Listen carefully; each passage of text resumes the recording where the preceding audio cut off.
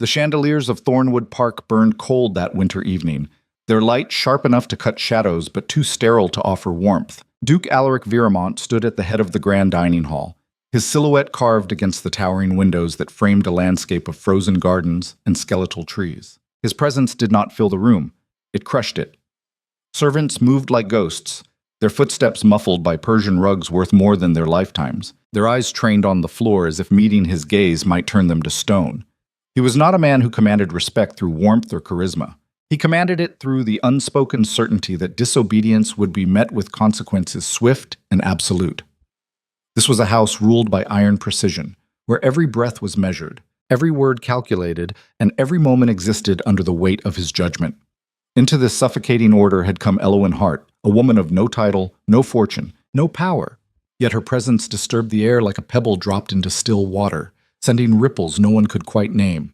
And tonight, as the Duke watched her from across the hall, her quiet defiance glowing like embers in her steady gaze, he felt something he had long buried stir beneath the armor of his control.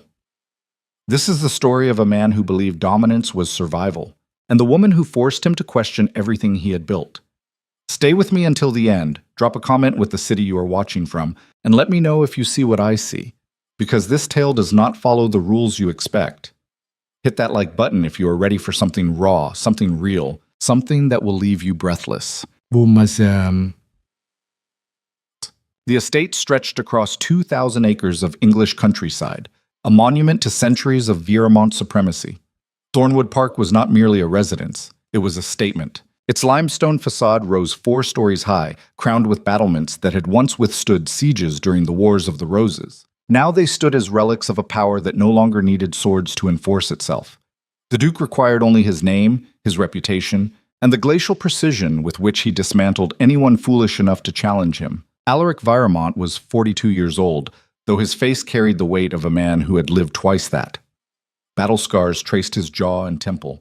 Faint silver lines earned in conflicts the crown preferred not to acknowledge publicly. He had served as a colonel in wars that newspapers described in euphemisms, peacekeeping operations, strategic interventions. Men who fought beside him spoke of his tactical brilliance in whispers, the way a surgeon might admire a scalpel's edge. He did not flinch. He did not hesitate. When orders came to hold a position, he held it, even when the cost was measured in lives. When diplomacy failed and messier solutions became necessary, Alaric was the man they called. He returned home decorated and hollow. His marriage to Lady Catherine Ashford had been arranged when he was 23, a union designed to merge 2 of England's most powerful families. She had been beautiful in the way porcelain dolls are beautiful, flawless, fragile, and ultimately lifeless. They produced no heirs. She died of pneumonia in the 3rd year of their marriage, and Alaric attended her funeral with the same stoic composure he brought to strategy meetings. The estate whispered that he had not wept. He had simply returned to his study, poured a single glass of brandy, and continued reviewing ledgers as if nothing had changed. Perhaps nothing had. In the years since, he had become a machine of efficiency. Thornwood Park ran with the precision of a Swiss watch. Servants were hired and dismissed based on performance metrics. Tenants paid rent to the penny or faced eviction. Every social engagement, every political maneuver, every conversation was executed with surgical intent. Alaric did not believe in waste, not of time, not of resources, not of emotion. Sentiment was a luxury he could not afford, a weakness that enemies exploited. He had seen what happened to men who let their guard down, who trusted the wrong person, who allowed affection to cloud judgment. They ended up ruined or dead. So he built walls of protocol, of reputation, of carefully curated isolation. And for nearly 2 decades, those walls held, until Elowen Hart. She had arrived 6 months prior, brought in as a companion to his elderly aunt, Lady Marguerite Viramont, who resided in the estate's east wing. The arrangement had been made through an agency in London, and Alaric had approved it with barely a glance at the paperwork. Companions were interchangeable. They read aloud, poured tea, provided the illusion of company for aging relatives too proud to admit loneliness. He expected Elowen to be like the others, timid, deferential, invisible. She was none of those things. The first time he truly noticed her was during a dinner party 3 months into her employment. The event had been a calculated affair, designed to solidify alliances with several members of Parliament whose support Alaric needed for a railway expansion project. 20 guests sat around the mahogany table, their conversation a careful dance of veiled insults and strategic compliments. Elowyn had been seated near the far end, present only because Lady Marguerite insisted her companion join them. She wore a simple gray dress, her dark hair pinned back without ornament, and she said nothing for the first 4 courses. Then Lord Pemberton, a bloated aristocrat whose fortune came from inherited coal mines, made a comment about the working poor. "They breed like rabbits," Pemberton had said, gesturing with his wine glass. No sense of restraint, no understanding of their place. If they would simply accept their lot instead of agitating for reforms, society would function far more smoothly. The table murmured agreement. These were men who measured worth in titles and land, who viewed labor as a commodity to be managed, not humanity to be acknowledged. Elowyn set down her fork. The small clink of silver against porcelain somehow cut through the murmurs. "Forgive me, Lord Pemberton," she said, her voice quiet but clear. "But have you ever considered that breeding like rabbits, as you put it, might be the only rational response to a system that works them to death before they reach 40? The table fell silent. Pemberton's face flushed crimson. "I beg your pardon?" She met his gaze without flinching. "You speak of restraint as if poverty were a moral failing rather than a structural inevitability. When a man works 14 hours in your mines and still cannot afford to feed his children, additional children become both labor and insurance. It is not ignorance, Lord Pemberton. It is adaptation to the conditions you impose." Alaric's hand had frozen halfway to his glass. He watched her with the detached fascination one might reserve for a newly discovered species. Dangerous, unpredictable, utterly captivating. Pemberton sputtered, "Young lady, you clearly do not understand the complexities of—" "I understand that complexity is often a word employed to obscure cruelty," Elowyn interrupted. Her tone remained calm, almost gentle, which somehow made the statement more devastating. "I also understand that this conversation makes you uncomfortable, so I will return to silence. Please, continue enjoying your roast." She picked up her fork and resumed eating as if she had commented on the weather. The dinner limped forward, but the damage was done. After the guests departed, Alaric summoned her to his study. She entered without knocking, which was the first violation of protocol. She did not curtsy, which was the second. She simply stood before his desk, hands folded, and waited. He studied her for a long moment. In the lamplight, her features revealed themselves more clearly. High cheekbones, a stubborn jaw, eyes the color of storm clouds. Not beautiful in the conventional sense, but arresting, intelligent, unafraid. "You embarrass Lord Pemberton," Alaric said finally. "Yes," she replied. "He is a powerful man. His support is valuable. Then perhaps he should support ideas that can withstand scrutiny." Alaric leaned back in his chair. "Do you have any concept of the alliances you jeopardized tonight? Do you have any concept of the lives ground to dust to maintain those alliances?" He should have dismissed her then. Should have sent her packing with a cold reference and a warning to future employers. Instead, he found himself asking, "Why are you here, Miss Hart?" She tilted her head slightly. "Here in this room or here at Thornwood Park?" "Both. I am here in this room because you summoned me. I am here at Thornwood Park because I needed employment and your aunt needed a companion. Beyond that, I suspect you are asking why I spoke tonight when silence would have been safer. The answer is that I find safety overrated when purchased with complicity." Alaric rose from his desk and walked to the window. The ground stretched dark and endless beyond the glass, a kingdom he controlled through will and reputation. "You do not strike me as naive, Miss Hart. You must know that idealism without power is simply noise." "Perhaps," she said. "But power without conscience is simply tyranny." He turned to face her. "And you believe you have a conscience worth asserting?" "I believe everyone does. Whether they choose to listen is another matter." They stood in silence, the distance between them charged with something Alaric could not name. It was not attraction. He had long ago severed that capacity. It was not admiration. Her insolence bordered on insubordination. It was recognition. The uncomfortable sensation of meeting someone who refused to play the game by his rules. "You will not speak out of turn at my table again," he said, his voice low and final. "Of course not, Your Grace." She met his eyes. "I will simply ensure my turns are more frequent." She left before he could respond. That night, Alaric stood in his study until dawn, staring at nothing, feeling the first hairline crack in walls he had believed impenetrable. The weeks that followed were a study in controlled chaos. Elowyn did not change her behavior, but she became more strategic in its deployment. She attended dinners when required, spoke when spoken to, and somehow managed to inject precisely calibrated doses of disruption into every interaction. A comment about labor conditions here, a question about wealth distribution there. Never enough to cause scandal, always enough to make the room uncomfortable. Alaric found himself watching her. Not openly, he was too disciplined for that. But his awareness of her presence grew like a tumor, silent, invasive, impossible to ignore. He noticed the way she moved through rooms, economical and purposeful, wasting no motion. He noticed the way servants relaxed fractionally when she passed, as if her lack of pretension gave them permission to breathe. He noticed the books she borrowed from the library, political philosophy, economic theory, histories of revolutions. She was educating herself, sharpening weapons he could not confiscate. Lady Marguerite, his aunt, adored her. The old woman had grown sharper in Eloin's company, their conversations ranging from art to politics to the scandalous inadequacies of modern society. Alaric would sometimes pause outside Marguerite's sitting room, listening to their laughter, genuine, unguarded, human. It was a sound Thornwood Park had not heard in decades. He told himself his interest was purely strategic. Eloin Hart was an anomaly, and anomalies required study. If she posed a threat to the estate's order, he needed to understand her. If she could be useful, he needed to determine how.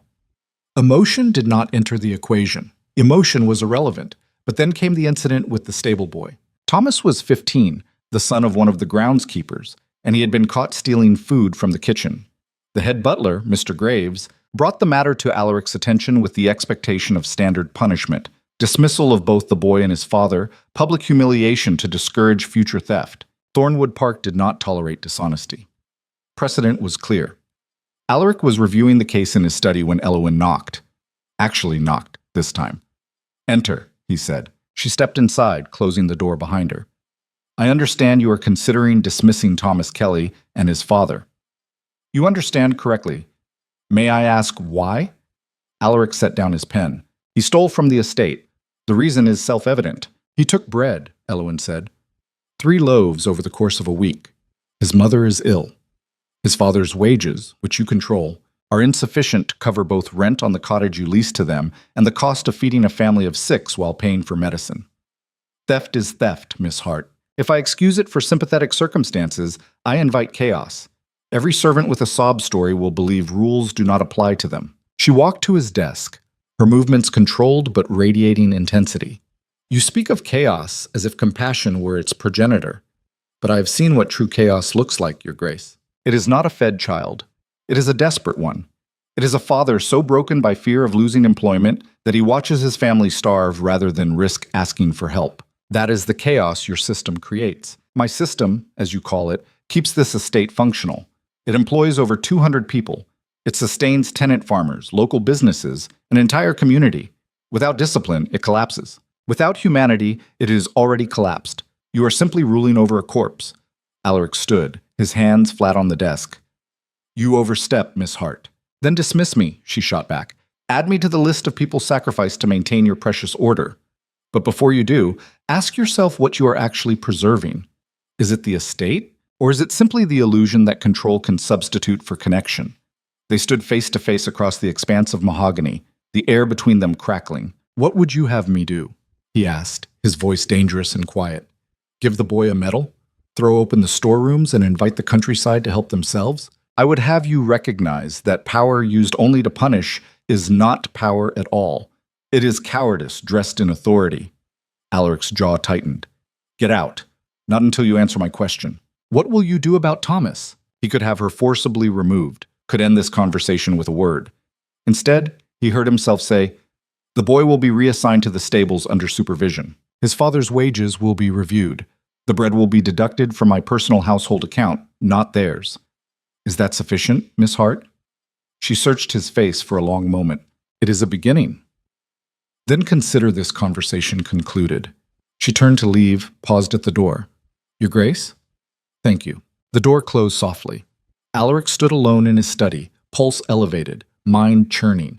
He had just allowed a woman with no rank, no authority, no claim on his attention to extract a concession through sheer force of will. It was unacceptable. It was unprecedented. It was exhilarating. That night, he did something he had not done in years.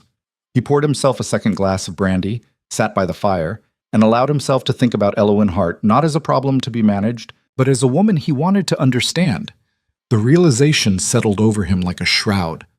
Want was a word he had excised from his vocabulary. Need was something he controlled through discipline. Desire was a weakness he could not afford. But there it was, undeniable and growing, a hunger that had nothing to do with the body and everything to do with the soul he had spent decades convincing himself he no longer possessed. Winter deepened. London's political season approached, and with it came pressures Alaric could no longer defer. His solicitor, Mr. Pembroke, arrived with documents and uncomfortable truths. They met in the library, a room lined floor to ceiling with volumes Alaric had read and volumes that existed purely for show. Pembroke was a thin man with wire-rimmed spectacles and the demeanor of someone perpetually delivering bad news. Your Grace, the matter of succession must be addressed. The documents were spread across the reading table. Genealogies, estate planning, political maps. You are the last direct male heir. Without issue, Thornwood Park and the Veermont title revert to a distant cousin whose politics are, shall we say, problematic. Define problematic. He is a reformist, sympathetic to labor movements, hostile to traditional land ownership structures. If he inherits, he will likely break up the estate, sell parcels to tenant farmers at reduced rates, and generally dismantle everything your family has built. Alaric studied the documents without expression. And your proposed solution? Marriage. To a woman of appropriate station, with the expectation of producing heirs. There are several candidates. No. Pembroke blinked. Your Grace. I said no. I will not be paraded through drawing rooms like livestock at auction. With respect, this is not about personal preference. This is about preserving a legacy. The Veermont name has held power for 4 centuries. That ends with you unless action is taken. Then it ends with me. Pembroke removed his spectacles, polished them with a handkerchief. May I speak plainly? You are my solicitor. Candor is your function. You are committing slow suicide out of spite. I do not know what happened to you in those wars, what you saw or did, but I know it broke something. And rather than repair it, you have built an empire of isolation. You control everything except yourself. Marriage is not a concession, Your Grace. It is an opportunity. A chance to be something more than the sum of your scars. Alaric's voice dropped to a lethal quiet. You forget yourself, Pembroke. No, Your Grace. You forget yourself. You forget that power is meaningless without purpose. You have made yourself indispensable to hundreds of people, yet you remain utterly alone. That is not strength. That is tragedy. The silence stretched. Finally, Alaric said, Prepare a list of candidates. I will review it, but I make no promises. Pembroke gathered his documents. That is all I ask. After the solicitor departed, Alaric remained in the library staring at the fire. Marriage. The word felt like ash in his mouth. He had tried it once, and it had been a hollow pantomime of partnership. Catherine had been dutiful, beautiful, and entirely absent as a human being. They had shared a bed, a home, a name, but never a thought, never a truth, never a moment of genuine connection. He would rather die alone than repeat that performance. But the estate was a living thing. It required stewardship beyond his own lifespan. Tenants depended on it. Employees relied on it. To let it fall into chaos because of personal distaste was, as Pembroke said, suicide by negligence. He rose and walked to the window. Below, in the gardens, he saw a figure moving along the frozen paths. Elowen, wrapped in a dark cloak, her breath misting in the cold air. She walked alone, as she often did, and there was something about her solitude that mirrored his own. Not loneliness, but a deliberate choosing of space over shallow company. And in that moment, Alaric understood the dangerous shape his thoughts had taken. He wanted her, not as a companion, not as a disruption, but as an equal, a partner, someone who could stand in this suffocating world and still breathe freely. It was impossible. She was impossibly beneath his station, impossibly inappropriate, impossibly everything his world would reject. And yet the impossibility only sharpened the want, made it real in a way nothing else had been for years. He pressed his forehead against the cold glass. This was madness. This was weakness. This was everything he had sworn to destroy in himself. And yet, what? The list of marriage candidates arrived 2 weeks later. 12 women, all from impeccable families, all suitable in every measurable way. Alaric reviewed their profiles with the clinical detachment of a man purchasing livestock. Lady Victoria Ashcroft, beautiful, accomplished, politically connected. Miss Arabella Thornton, wealthy, cultured, known for her charity work. Lady Penelope Warwick, young, fertile, desperate to escape a domineering mother. None of them were Elowin. He set the list aside and summoned his valet. "I'm going riding." The stableman was surprised to see him. The Duke rarely rode for pleasure, only for practicality, but today he took his black stallion, Hades, and rode hard across the estate's frozen fields until both man and beast were heaving. The cold air scoured his lungs, the speed blurred thought, and for a brief window he felt something other than the crushing weight of duty. When he returned, Elowin was in the courtyard, speaking with Thomas, the stable boy. The boy was laughing at something she said, his face lit with an ease Alaric had never seen in any servant who addressed him. Elowin noticed the Duke's approach and straightened, but she did not flee. "Your Grace," she said. "A fine ride?" Alaric dismounted, handed the reins to a groom. "Adequate." She smiled slightly. "High praise, coming from you." Thomas, sensing the shift in atmosphere, bowed quickly. "I will see to the stallion, Your Grace." He fled. They stood alone in the courtyard, frost crunching under their feet. Alaric studied her openly now, no longer bothering to hide his interest. She met his gaze without flinching, waiting. "Why did you come here, Miss Hart?" he asked again, the question that had haunted him since that first dinner. "I told you I needed employment. That is a fact, not a truth." She considered him. "You want to know why someone with my education and opinions would choose to serve in the house of a man whose values I find questionable?" "Yes, because proximity is power," she said simply. "I could shout my beliefs from a London street corner and change nothing. Or I could whisper them in the ears of people who shape policy, who control resources, who make decisions. I could plant seeds in soil that might actually yield fruit. Your aunt understands this. I suspect on some level you do as well. So you are here to change me?" "No, Your Grace. I am here to survive.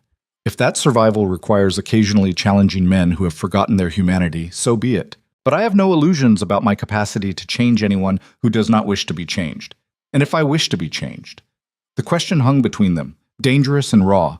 Elowin's expression softened, just slightly. "Then I would say you already are. And the question is whether you will accept it or spend the rest of your life fighting ghosts." Before he could respond, the head butler appeared at the entrance. "Your Grace, Lord Pemberton is here to see you. He insists the matter is urgent." Alaric cursed inwardly.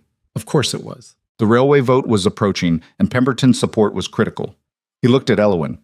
"We will continue this conversation." She inclined her head. "I look forward to it." He watched her walk away, her figure disappearing into the estate's corridors, and felt the walls he had built beginning to fracture in earnest. Inside, Lord Pemberton waited in the drawing room, his bulk overflowing a chair designed for more moderate men. "Alaric," he boomed, "we need to discuss your position on the labor amendment." Alaric poured himself a whiskey. "My position has not changed. It needs to." Pemberton leaned forward, his jowls quivering. "That damned companion of yours has been spreading ideas. My wife attended tea with your aunt last week, and apparently Miss Hart gave quite the lecture on worker safety regulations. Now Victoria is haranguing me about conditions in the mines. It is intolerable. Then perhaps you should improve conditions in your mines." Pemberton's face darkened. "This is not a joke. That woman is poison. She undermines the natural order, fills women's heads with dangerous notions. You need to dismiss her immediately." Alaric set his glass down with deliberate calm. "Miss Hart is employed by my aunt, not by me. Her retention or dismissal is not your concern. Everything that happens in this house is my concern when it affects my interests. I am not alone in this, Alaric. Others have noticed. There is talk. What sort of talk? That you are bewitched, that she has some unnatural influence over you, that the great Duke of Thornwood is losing his grip."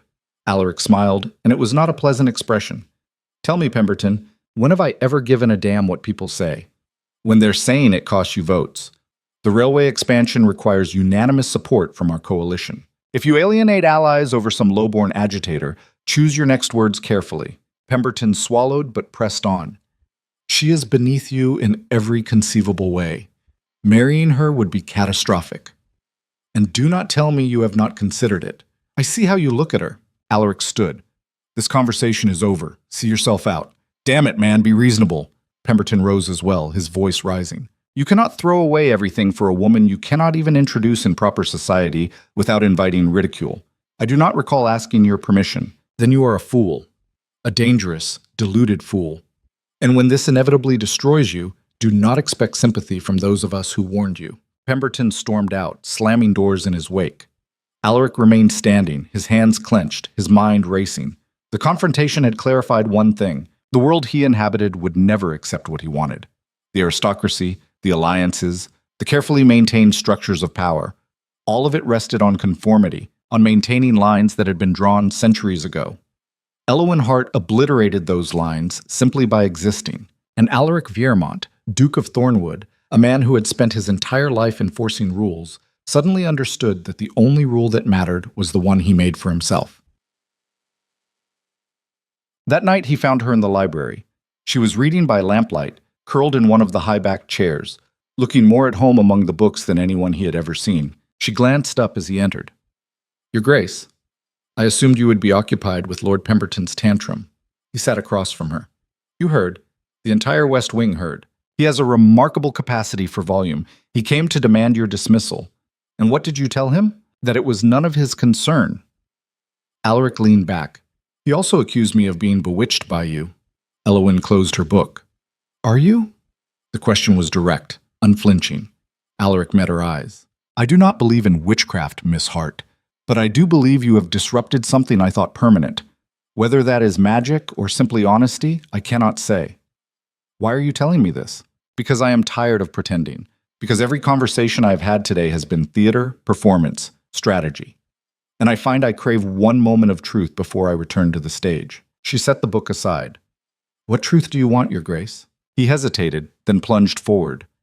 "I am being pressured to marry, to produce heirs, secure alliances, fulfill duties I have deferred too long. There is a list of appropriate women, each more suitable than the last, and I find I cannot bring myself to care about any of them. So do not marry. It is not that simple. Without an heir, the estate falls to someone who will destroy it. Hundreds of people depend on Thornwood Park. I cannot abandon them because of personal distaste. Then marry for duty. You have done harder things. I have.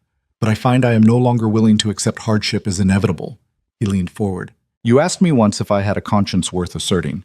I believe I do.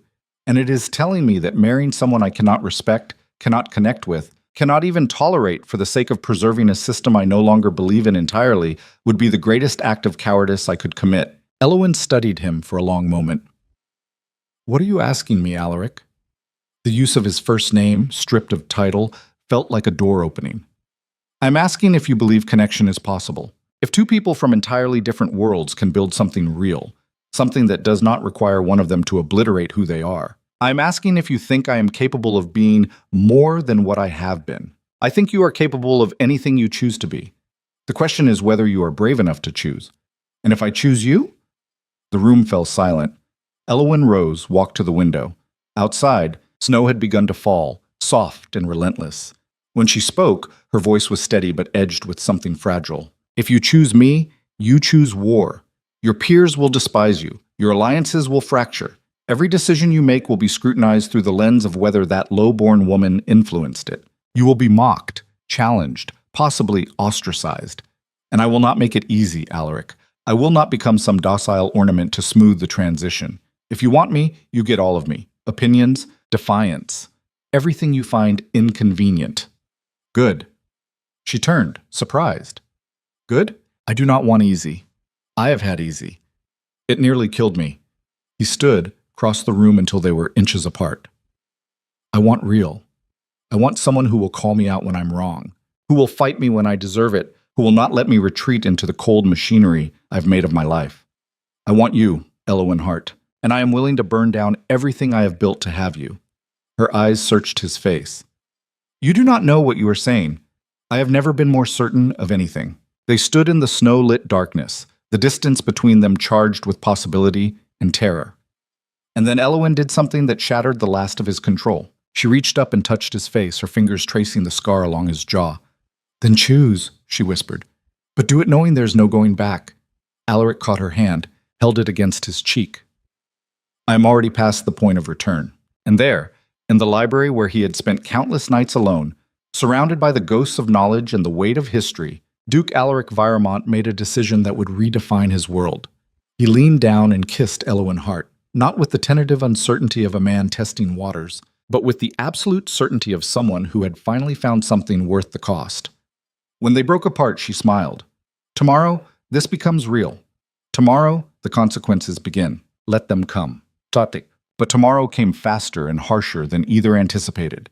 Because in the shadows of Thornwood Park, in the corridors where servants whispered and nobles schemed, forces were already in motion, forces that saw Elowen Hart not as a woman, but as a weapon to be used against the Duke. And the man who held that weapon was someone Alaric had once called friend. Lord Edmund Graves, distant cousin and political rival, had been watching, and he had plans of his own. The morning after the kiss arrived with the kind of brittle clarity that precedes disaster. Alaric woke before dawn, alone in his chambers, the memory of Elowen's touch still burning on his skin like a brand. He had crossed a line he could not uncross, made a choice that would ripple outward in ways he could not yet calculate. For a man who had built his entire existence on control, the lack of certainty should have terrified him. Instead, he felt something closer to relief. The machinery of pretense had finally broken down, and in its place was something raw and unmapped, dangerous, yes, but also undeniably alive. He dressed without summoning his valet, needing the solitude to think. The estate was still dark, servants not yet stirring, and he walked the corridors like a ghost haunting his own life. Every painting, every piece of furniture, every carefully curated detail spoke to a legacy he was now prepared to jeopardize. For what? For a woman who owned nothing, who came from nothing, who represented everything his world would reject. But that rejection was precisely the point. Elowen had forced him to see that the system he had spent decades upholding was not preservation. It was slow suicide dressed as duty. The realization sat heavy in his chest. Power, real power, was not the ability to enforce rules others had written. It was the courage to rewrite them entirely, to say this far and no further, to choose connection over convention even when the cost was catastrophic. Alaric had commanded men in battle, had made decisions that determined who lived and who died, but this choosing of one woman over the approval of an entire social order was the bravest thing he had ever attempted, or the most foolish. History would decide which. He found himself in the library where they had kissed, the room still carrying the faint scent of her, something clean and sharp, like winter air. He touched the chair where she had sat, felt the residual warmth of a life lived without apology, and understood that he was no longer the man who had entered this room yesterday. That man had been a fortress. This man was a question mark, uncertain and exposed, and somehow more real because of it. A knock interrupted his thoughts. Mr. Pembroke, the solicitor, entered, looking drawn and anxious. "Your Grace, we have a problem." Alaric turned. "There's always a problem, Pembroke. Specify." The solicitor closed the door carefully. "Lord Edmund Graves has submitted a formal petition to the House of Lords. He is challenging your right to make estate decisions without consulting the family council, citing concerns about your mental fitness and judgment." Alaric's expression did not change, but his hands tightened imperceptibly. "On what grounds? Your association with Miss Hart." He has framed it as evidence of compromised faculties, undue influence by a person of low character. He has gathered testimonies from several nobles who claim to have witnessed erratic behavior. Testimonies from men like Pemberton, no doubt. Alaric walked to the window. Edmund has been waiting for an opportunity like this. How serious is the petition? Very. If the council rules in his favor, they can impose a regency, effectively stripping you of authority over Thornwood Park and the Viremont holdings. He could manage the estate until such time as you are deemed fit, which in practical terms means indefinitely. The trap was elegant. Edmund Graves was Alaric's second cousin, a man who had always resented being born on the wrong side of the family tree. Brilliant, ambitious, and utterly ruthless, Edmund had spent years positioning himself as the reasonable alternative to Alaric's iron rule. He championed reform, spoke eloquently about modernization, and behind the smile was a predator who saw vulnerability and moved to exploit it. Elowen was not the problem, she was the pretext. Edmund would have found another excuse eventually. Alaric had simply handed him a gift-wrapped opportunity. "What are my options?" Alaric asked. "Publicly distance yourself from Miss Hart. Issue a statement affirming your commitment to traditional values and appropriate conduct. Marry one of the women on the approved list within the next 6 months. Demonstrate stability and conformity. The petition will lose momentum if you remove the ammunition. And if I refuse, then you fight this in court, which will be public, ugly, and uncertain. Edmund has allies. He has crafted a narrative that will be difficult to counter without appearing defensive. The longer this drags on, the more damage it does to your reputation and the estate's stability." Alaric was silent for a long moment. Finally, he said, "Schedule a meeting with the family council for 3 days from now. I will address this directly. Your Grace, I strongly advise, your advice is noted and disregarded. Prepare the meeting. Pembroke gathered his papers, his face a mask of professional disapproval. As you wish. But understand that what you do in the next 72 hours will determine whether you retain control of everything you have built. Choose wisely. After the solicitor left, Alaric remained at the window, watching dawn break over frozen fields. The irony was not lost on him. He had spent his entire life building walls to protect himself from exactly this kind of exposure, and now those walls were being used as evidence against him. The system rewarded conformity and punished deviation. He had always known that. He had simply never cared enough about anything to test the limits. Until now. He needed to speak with Elowen, needed to warn her that the storm was coming, that association with him would paint a target on her back. But more than that, he needed to know if what they had begun in the library was worth the war it would provoke. Because, make no mistake, this was war. Edmund would not stop with a petition. He would use every tool available, every dirty tactic, every whispered rumor to destroy Alaric's credibility and claim what he believed was rightfully his. And in the middle of it all was a woman who had done nothing except refuse to be invisible. But he found Elowen in the conservatory, tending to Lady Marguerite's orchids. His aunt was absent, likely still asleep, and Elowen worked in solitude, her movements careful and precise. She looked up as he approached, and something in her expression told him she already knew. "You have heard," he said. "It is all the servants are discussing. Apparently I am a scheming temptress who has ensnared the Duke with dark arts." She set down the watering can. "I believe the head housemaid used the word harlot. Quite Victorian of her." "This is not a joke, Elowen. I am aware." Her voice remained calm, but her eyes were sharp. "I am also aware that you are about to offer me an escape. Some generous severance, a glowing reference, or perhaps a cottage somewhere far from here where I can live quietly and pretend none of this happened. Am I wrong? No. Then let me save you the speech." She stepped closer. "I do not want your protection if it requires my absence. I do not want safety purchased with silence. And I will not be the convenient excuse for your retreat back into the fortress you have built. We kissed, Alaric. That is all. A kiss does not obligate you to destroy your life. It was not just a kiss, and you know it.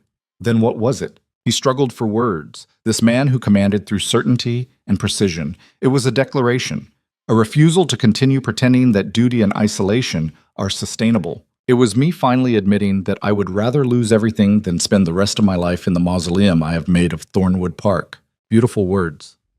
But words are cheap when the consequences have not yet arrived. Ask me again in 3 days after your council meeting, after Edmund has finished dismantling your reputation. Ask me then if you still believe connection is worth the cost. I already know the answer. Do you? She held his gaze. Because I have lived my entire life as something people use and discard. I have been a tool, a commodity, a problem to be managed. And I will not be that for you, no matter how pretty the cage you offer. If you choose this, choose me.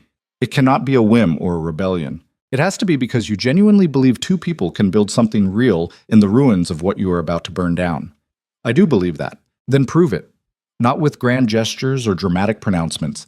Prove it by standing in front of that council and refusing to apologize for seeing me as a human being worth your time. Prove it by not flinching when they call me every ugly name they can invent. Prove it by being brave enough to want something for yourself instead of sacrificing every desire on the altar of reputation. Her words hit like artillery, precise and devastating.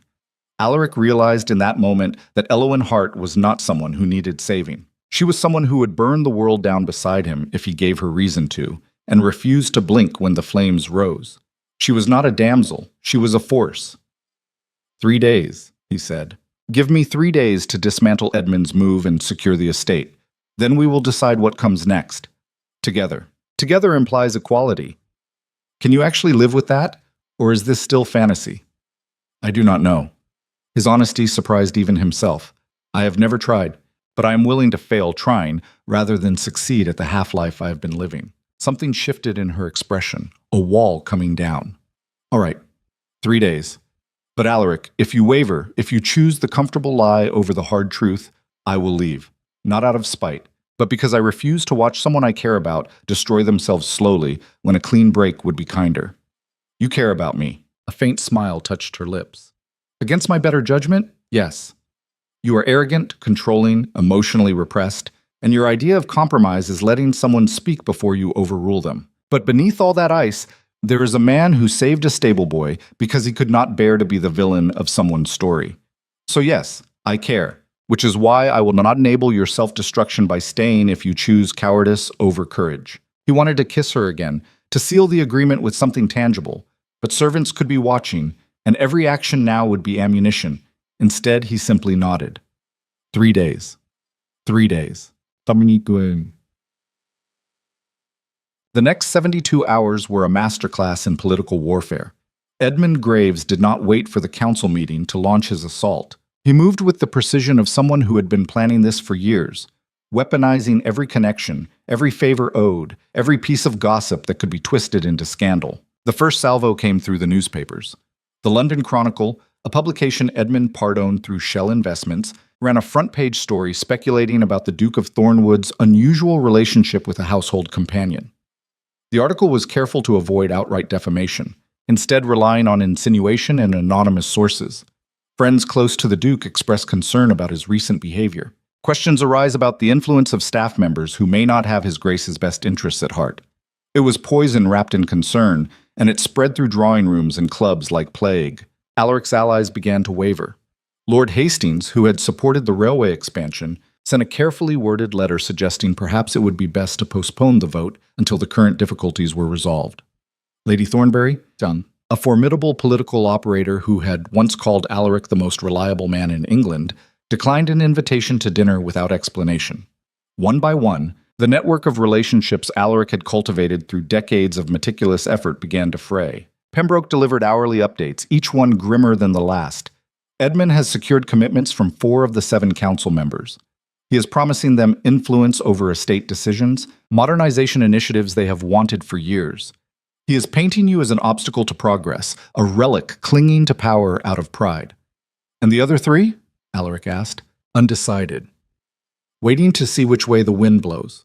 Your Aunt Marguerite is firmly in your corner, but she is only 1 vote. You need at least 4 to maintain majority control. Then I will persuade them. With what? Edmund is offering them everything you have refused: access, influence, reform. What can you offer that he cannot? The truth. Pembroke looked at him as if he had suggested using rose petals as currency. Your Grace, this is politics. The truth is irrelevant. What matters is perception, narrative, power. Edmund has built a compelling story. The old guard refusing to adapt, the tragic figure compromised by inappropriate attachment. You need a counter-narrative equally compelling. I have one. Alaric stood. A man who refuses to let other people's fear dictate his choices. A man who believes loyalty should be earned, not inherited. A man who is willing to burn the entire system down if that system demands he sacrifice his humanity to maintain it. That is not a narrative. That is a suicide note. Then call it what you will.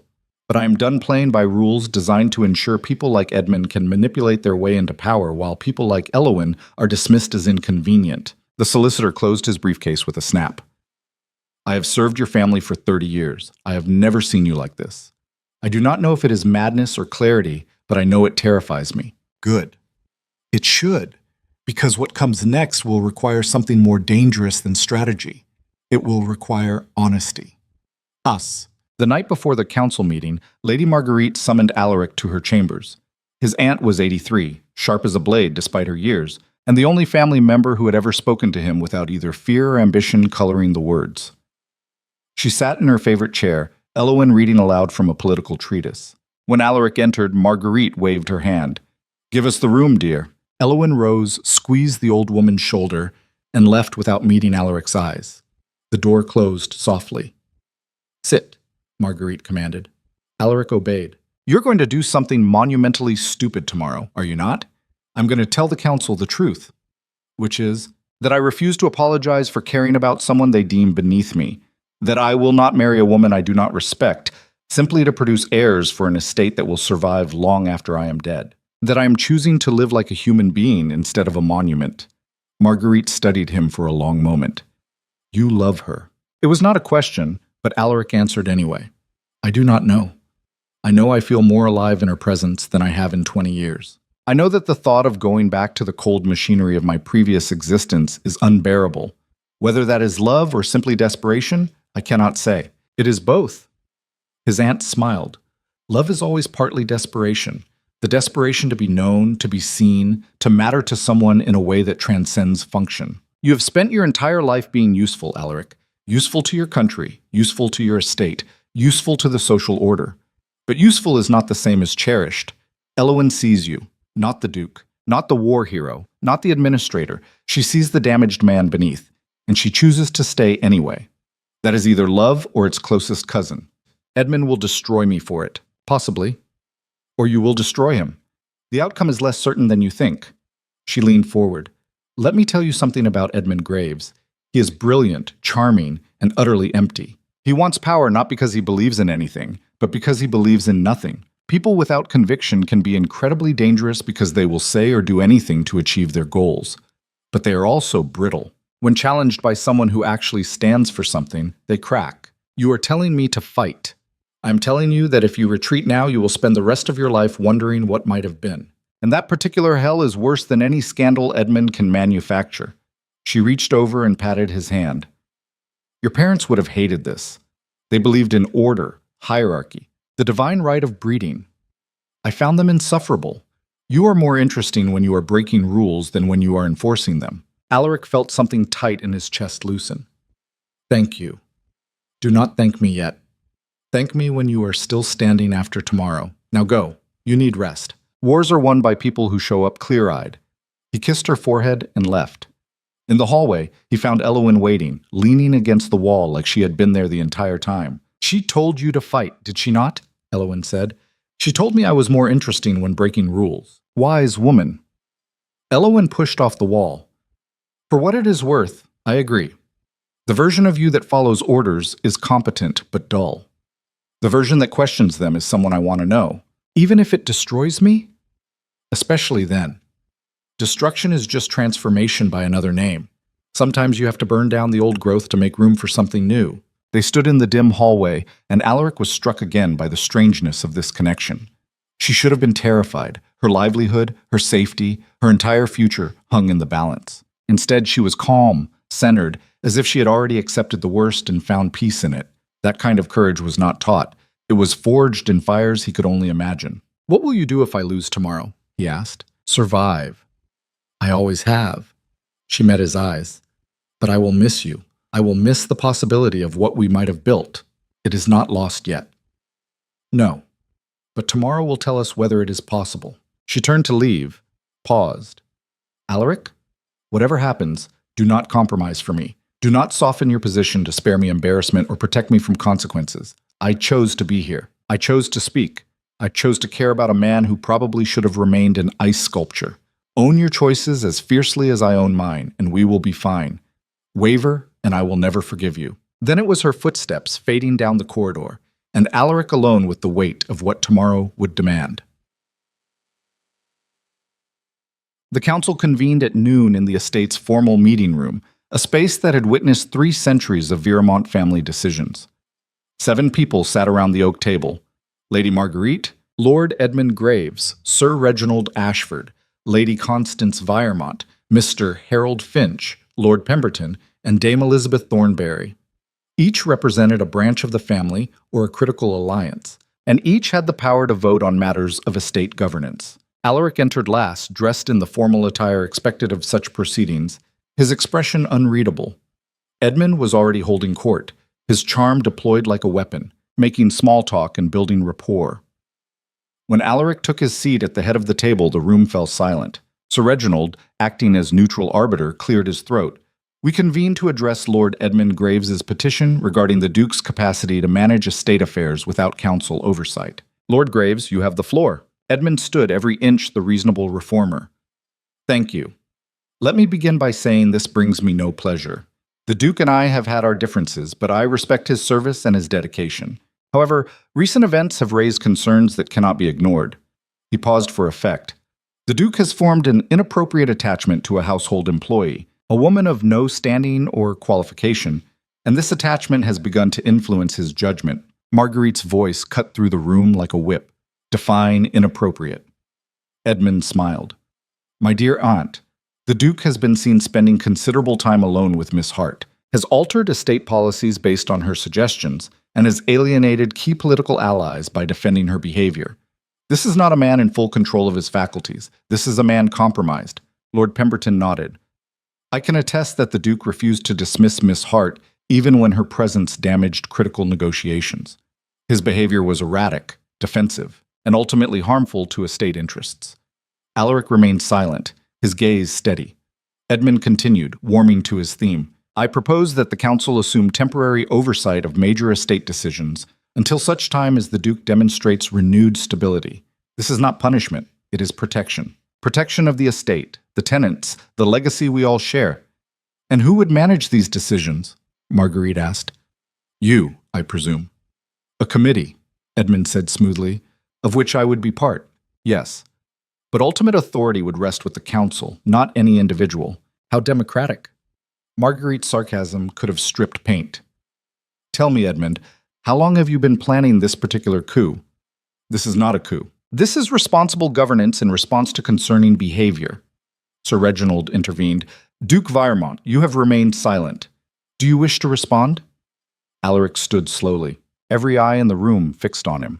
When he spoke, his voice was quiet and absolutely steady. Lord Graves has accused me of compromised judgment based on my association with Miss Elowen Hart. He is correct that I have spent time with her. He is correct that her perspective has influenced certain decisions. What he fails to acknowledge is that those decisions were improvements, not errors. Miss Hart identified inefficiencies in tenant relations, wage structures, and resource allocation that I, in my devotion to tradition, had overlooked. Listening to her was not weakness. It was intelligence. Edmund opened his mouth, but Alaric continued. Lord Graves speaks of inappropriate attachment. Let me be clear, I am not compromised by Miss Hart. I am challenged by her. Challenged to question assumptions I have held for decades, to examine whether the systems I enforce serve the people they are meant to protect, or simply preserve the comfort of those already in power. If that examination makes you uncomfortable, perhaps the problem is not my judgment, but your complacency. Pemberton sputtered. This is precisely the kind of rhetoric. I am not finished. Alaric's voice dropped to something colder. You accuse me of alienating allies. Which allies? Men like you, Pemberton, who view workers as expendable and profit as the only measure of success. I do not mourn those alliances. I question why I maintained them as long as I did. This is madness, Edmund said, his charm slipping. You are proving my point. You are so infatuated with this woman that you cannot see reason. Alaric turned to face his cousin directly. You are half right. I am infatuated. Infatuated with the possibility that a life spent in service of duty might also include moments of genuine connection. Infatuated with the idea that I could be something other than a mechanism enforcing rules I did not write. But Edmund, understand this.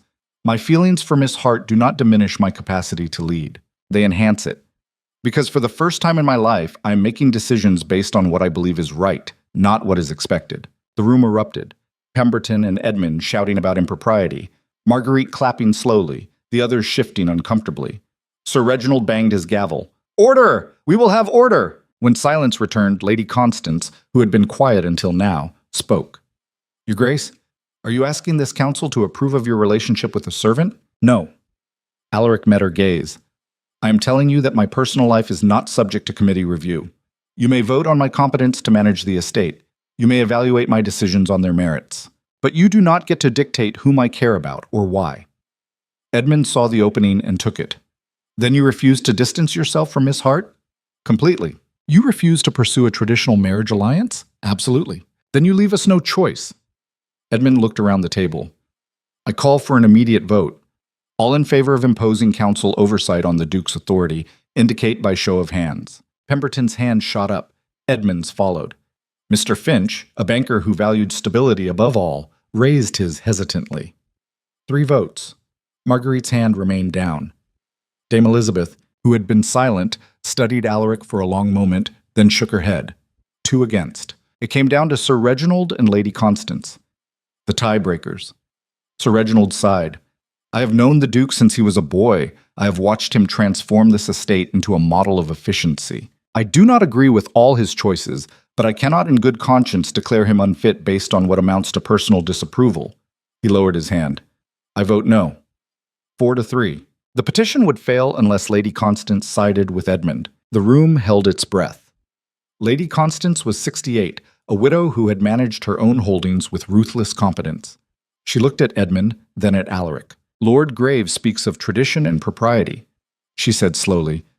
The Duke speaks of conviction and change. Both have merit, but I find I am more concerned with the question neither of you has addressed.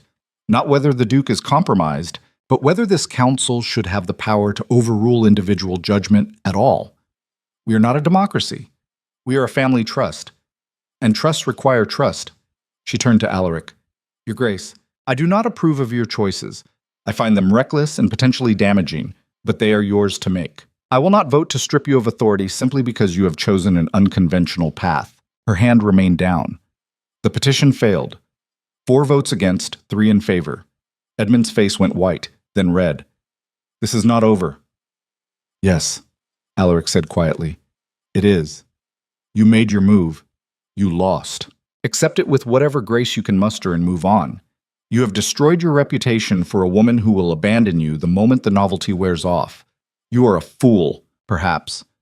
But I am a fool on my own terms. He looked around the table. This council is dismissed. Those who wish to continue our alliance, you know where to find me. Those who do not, the door is behind you. He walked out without waiting for responses, his heart hammering but his stride steady. Behind him, he heard Marguerite's laughter and Edmund's fury, but he did not turn back. In the hallway, Elowen was waiting. She searched his face. You did not compromise. No. You did not apologize. No. You chose the hard truth over the comfortable lie. Yes. She stepped forward and kissed him, fierce and claiming, right there where anyone could see. When she pulled back, she smiled. Then we have work to do. Because if you think winning 1 vote ends this, you are more naive than I thought. Edmund will regroup. Your allies will test your resolve. And at some point, you will have to decide if I am worth the ongoing cost, not just the dramatic gesture. You are. Prove it daily. Not with grand speeches, with the small choices that accumulate into a life. I will. Good. She took his hand. Now come with me. Your aunt wants to celebrate, and I believe she has broken out the very expensive whiskey she has been hoarding since 1947. They walked together through Thornwood Park. This man who had finally stepped out of the fortress he had built, and this woman who had refused to let him hide there any longer. Behind them, the estate buzzed with gossip and speculation. Ahead, the path was uncertain and fraught with consequence. But for the first time in his life, Alaric Viramont was not walking it alone. And that made all the difference. Mike. The aftermath of the council vote spread through London society like wildfire. By evening, every drawing room from Mayfair to Belgravia was dissecting the scandal. The Duke of Thornwood had openly defied his peers, declared his attachment to a woman of no station, and survived a vote designed to strip him of power. It was unprecedented. It was shocking. It was, depending on whom one asked, either romantic rebellion or aristocratic suicide. Edmund Graves did not take defeat gracefully. Within hours of the vote, he began a whisper campaign far more insidious than his public petition. He spread rumors that Elowen was pregnant, that she had seduced the Duke for financial gain, that Alaric's war injuries had left him mentally unstable and vulnerable to manipulation. None of it was true, but truth mattered less than repetition. Say a lie often enough in the right circles, and it acquired the weight of fact. Alaric's remaining allies began to fracture under the pressure. Lord Hastings withdrew his support for the railway project entirely, citing concerns about the Duke's leadership. Lady Thornbury issued a public statement distancing herself from Thornwood Park, a calculated move to protect her own political interests. Even those who had voted in Alaric's favor at the council meeting now hesitated to be seen associating with him. The cost was steeper than Alaric had anticipated. Not the social ostracism, he had expected that, but the tangible impact on the estate's operations. Contracts were quietly canceled. Invitations to critical negotiations vanished. Suppliers who had worked with Thornwood Park for generations suddenly found themselves too busy to fulfill orders. Edmund was using every connection he had to isolate Alaric economically, betting that financial pressure would accomplish what the council vote could not. Pembroke delivered the grim accounting. We have lost approximately 40% of our usual business relationships. The railway expansion is dead. 3 major tenants are threatening to break their leases and relocate to properties managed by more, quote, stable landlords. If this continues, we will see significant revenue loss within 6 months. Alaric stood at his study window, the winter landscape bleak and unforgiving.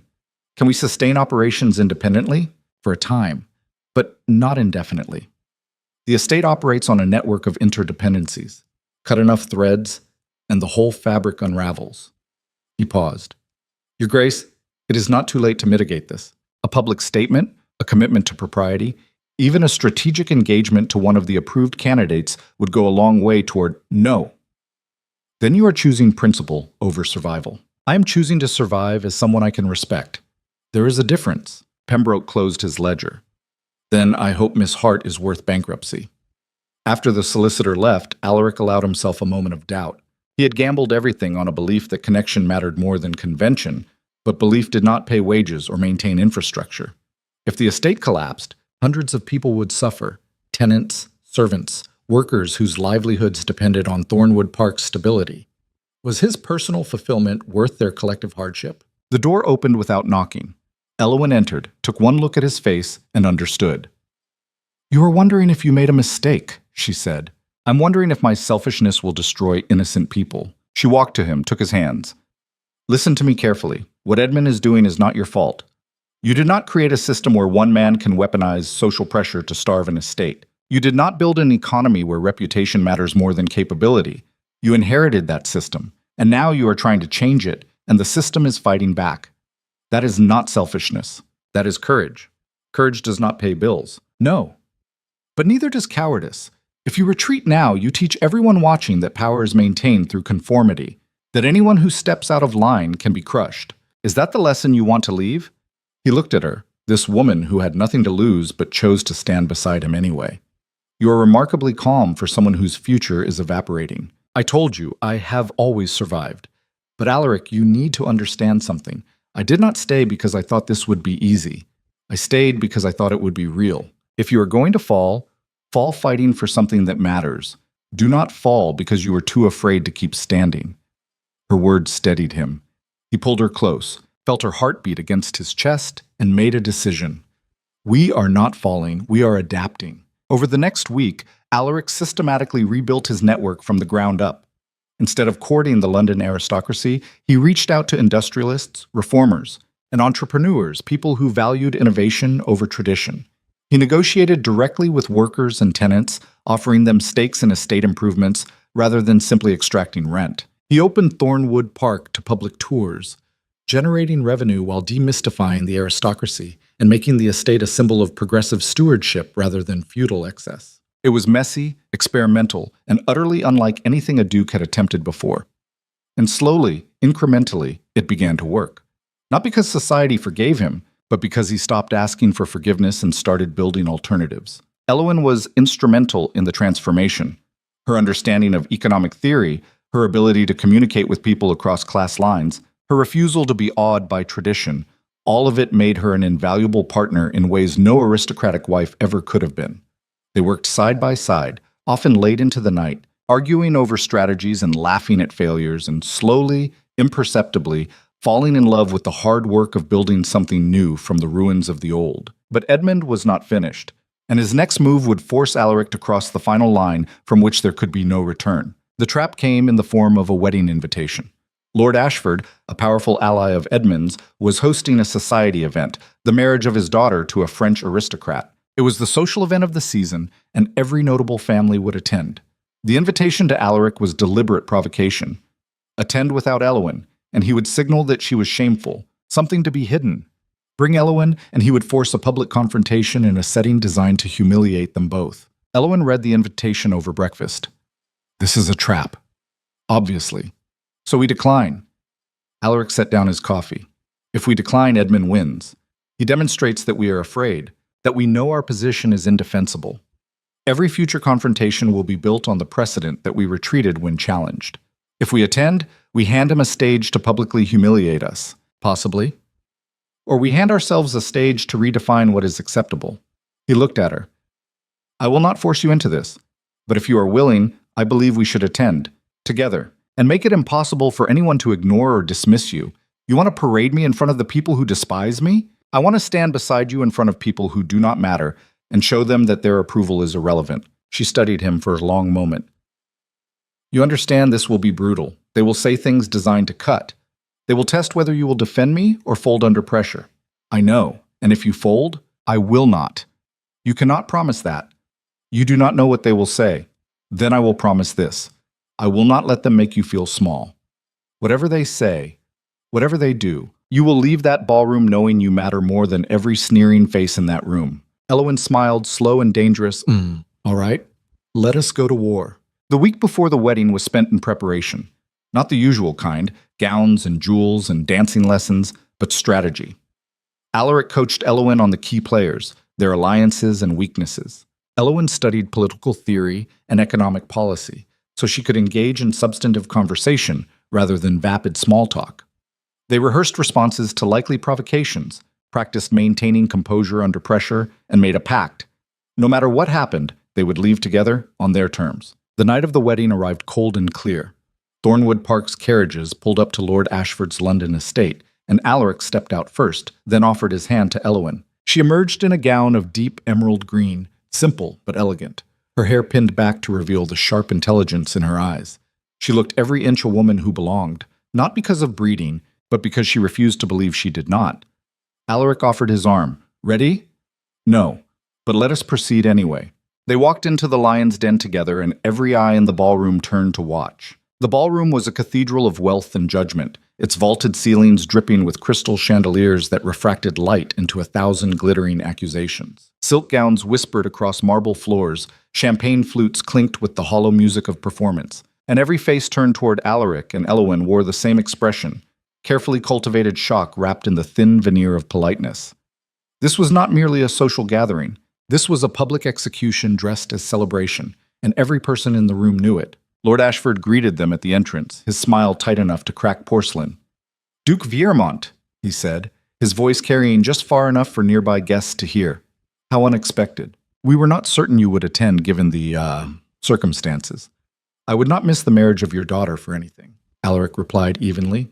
His hand remained on Elowen's arm, a declaration of presence that could not be ignored. May I present Miss Elowen Hart? Ashford's eyes raked over Elowen with the subtlety of a butcher appraising meat. Miss Hart. How?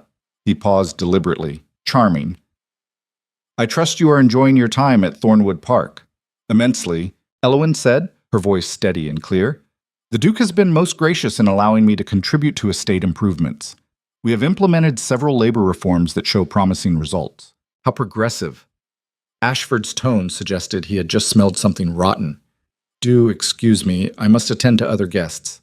He turned away before either could respond, a calculated dismissal designed to set the tone for the evening. They moved deeper into the ballroom, and the crowd parted around them like water around stone. Conversation stopped mid-sentence as they passed, then resumed in urgent whispers that followed in their wake like debris. Alaric felt Elowen's arm tense beneath his hand, the only outward sign of the pressure she was under. Her face remained composed, almost serene, but he knew the cost of that composure. Every step was a gauntlet, every glance a judgment, every whisper a small violence. There is something you need to understand about power in spaces like this. It is not held by those with the loudest voices or the grandest titles. It is held by those who control the narrative, who decide what is acceptable and what is scandal, who enforce invisible rules through collective disapproval.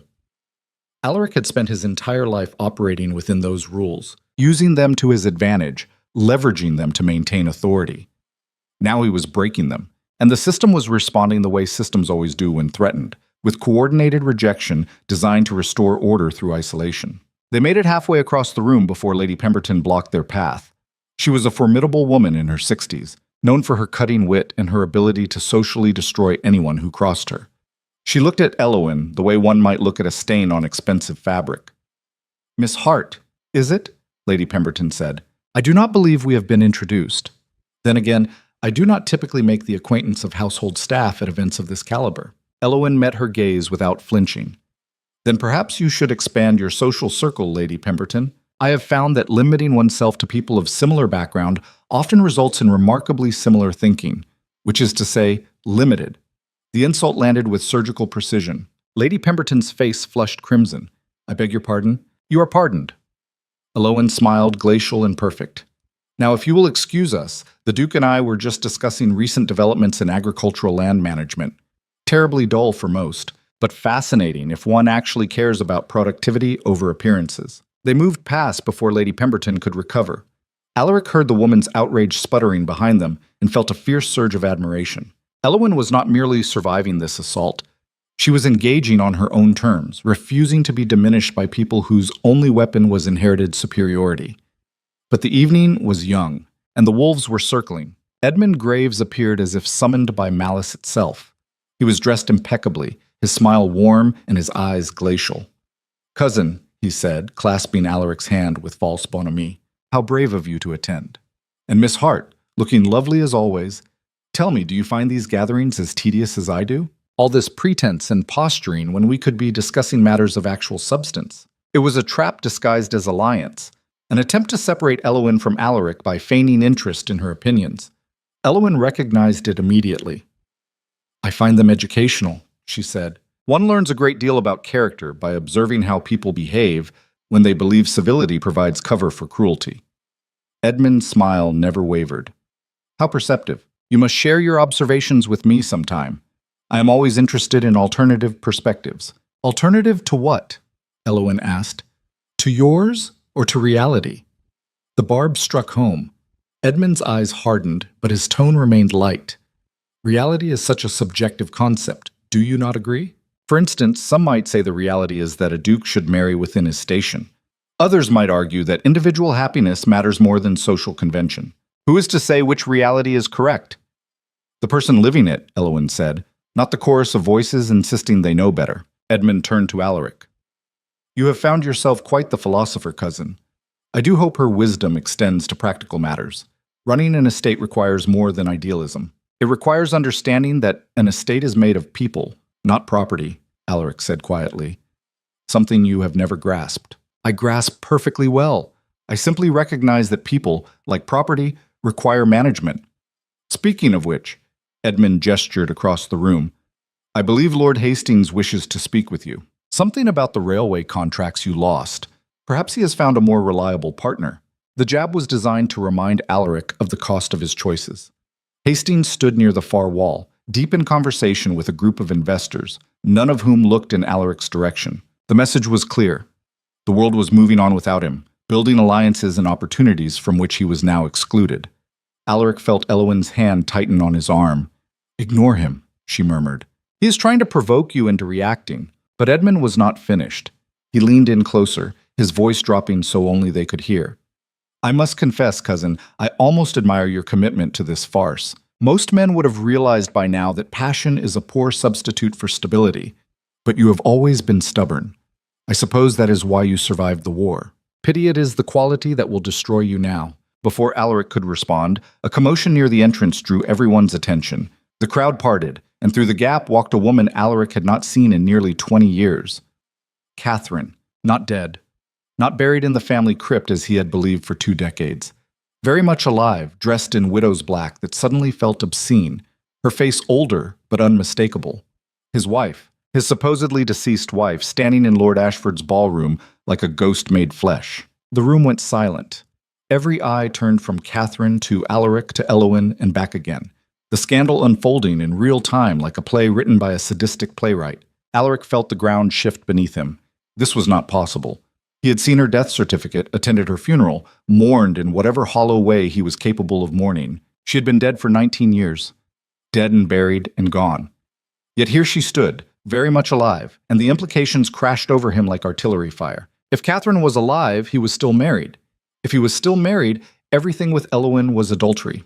If it was adultery, Edmund had not just won. He had eviscerated Alaric's position so thoroughly that there would be no recovery. Catherine walked toward him, her steps measured and deliberate. The crowd parted, creating a corridor of witnesses. When she reached him, she stopped, her eyes meeting his with an expression he could not read. "Hello, Alaric," she said softly. "I imagine you are surprised to see me." Surprise does not begin to describe it. His voice came out strangled, unfamiliar even to himself. "You are dead.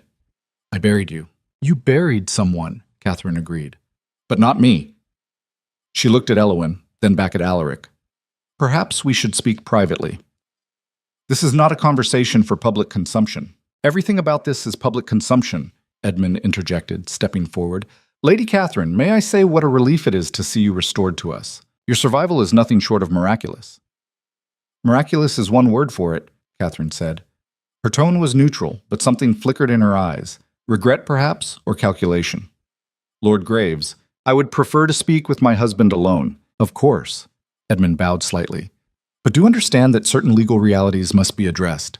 A marriage that was never dissolved remains binding. I am certain the Duke's solicitor will confirm this. Alaric barely heard him. His mind was racing through implications, trying to understand how this was possible, what it meant, who had orchestrated it. Because this was orchestrated, Catherine's appearance at this specific event, in front of these specific people, at the exact moment Alaric was most vulnerable was no accident. This was Edmund's masterstroke, the final move in a game Alaric had not even realized was being played. Elowen had gone very still beside him. When she spoke, her voice was carefully controlled. Your Grace, perhaps you should speak with your wife. I will wait outside. No, the word came out harder than he intended. You will not be dismissed like an inconvenience. If Catherine has something to say, she can say it here. Catherine's expression softened. Alaric, please, I have no wish to humiliate you or Miss Hart, but there are things you need to understand, and this room full of vultures is not the place. She was right, and he hated her for it. He looked at Elowen, trying to convey reassurance he did not feel. I will return shortly. Elowen nodded, her face unreadable. I will be here. He followed Catherine through a side door into a private sitting room. The moment the door closed, she turned to face him, and the composure cracked. Alaric, I am so sorry. I never wanted it to happen this way. Explain, now. She sat, suddenly looking exhausted. I did not die of pneumonia. I left. I fled because I could not bear the emptiness of our marriage, the suffocating weight of being Lady Viermont when I was dying inside. I went to France, changed my name, started over. I thought you would move on, remarry, be happier without me. So, you let me believe you were dead. I paid someone to forge documents, yes. It was wrong. I know that now. But at the time it seemed like the only escape. She looked up at him. I have lived in Paris for 19 years, Alaric. Built a life, found some measure of peace. I never intended to return. Yet here you are. Her jaw tightened. Edmund found me.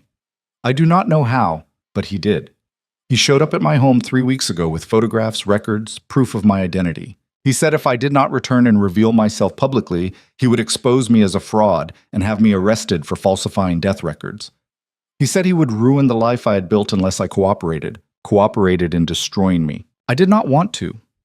Catherine stood, pacing. But he was convincing. He said you had become unstable, that you were jeopardizing the estate, that this was necessary to protect the family legacy. He promised that if I came forward, made the marriage technically valid again, he would help us both quietly dissolve it, and I could return to France with enough money to live comfortably. It seemed like a way to undo the damage I caused without destroying either of us further. And you believed him. I wanted to believe him. She met his eyes.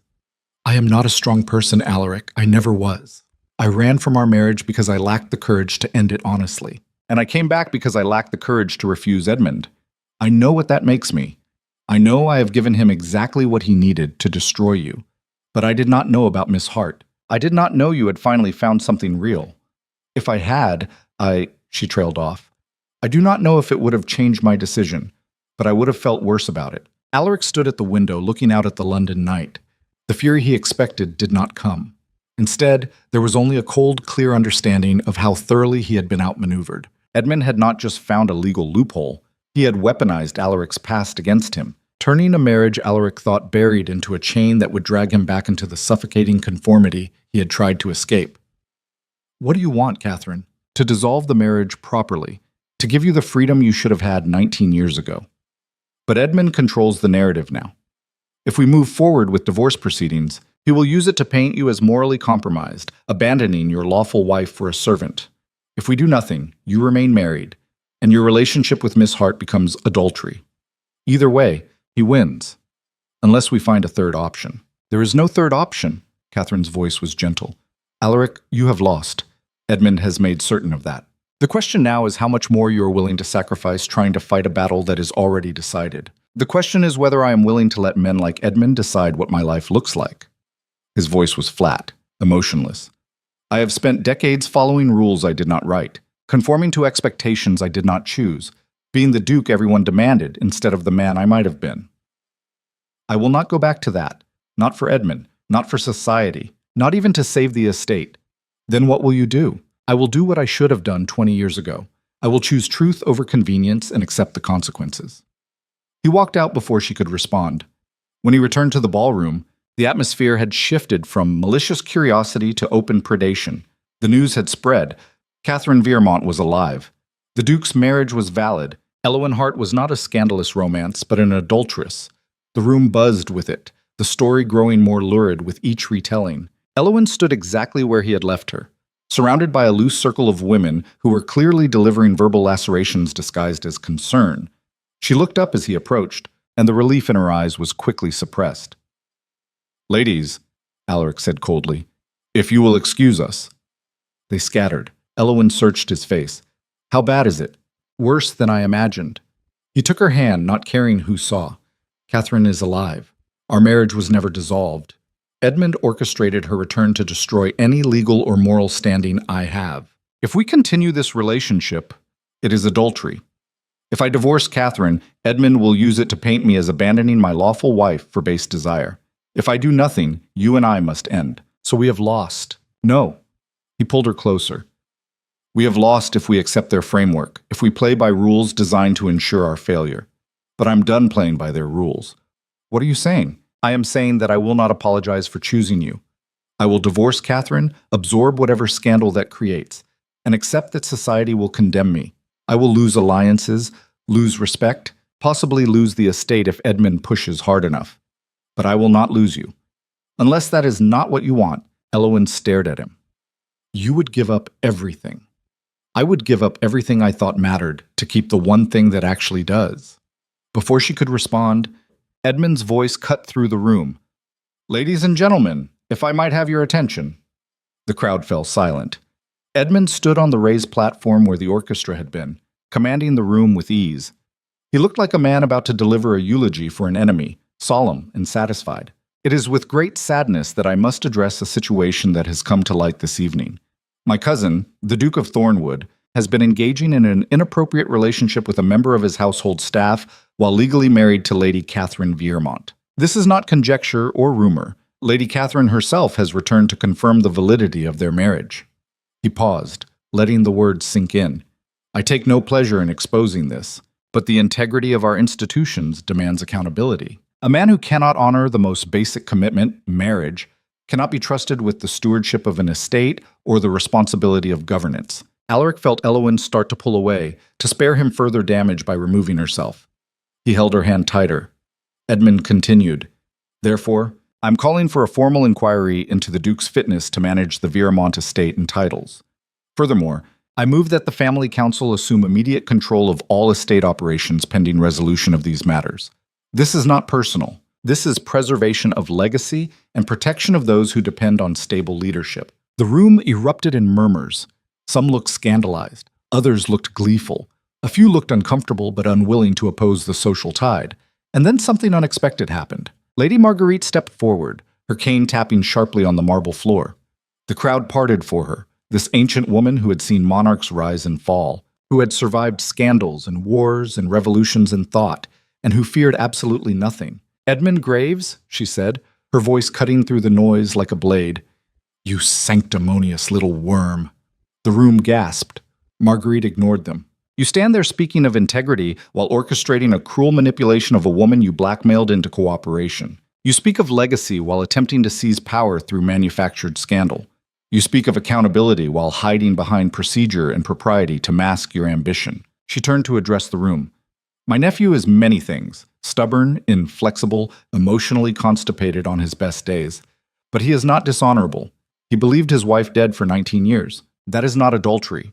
That is surviving with the information he had." Edmund opened his mouth, but Marguerite was not finished.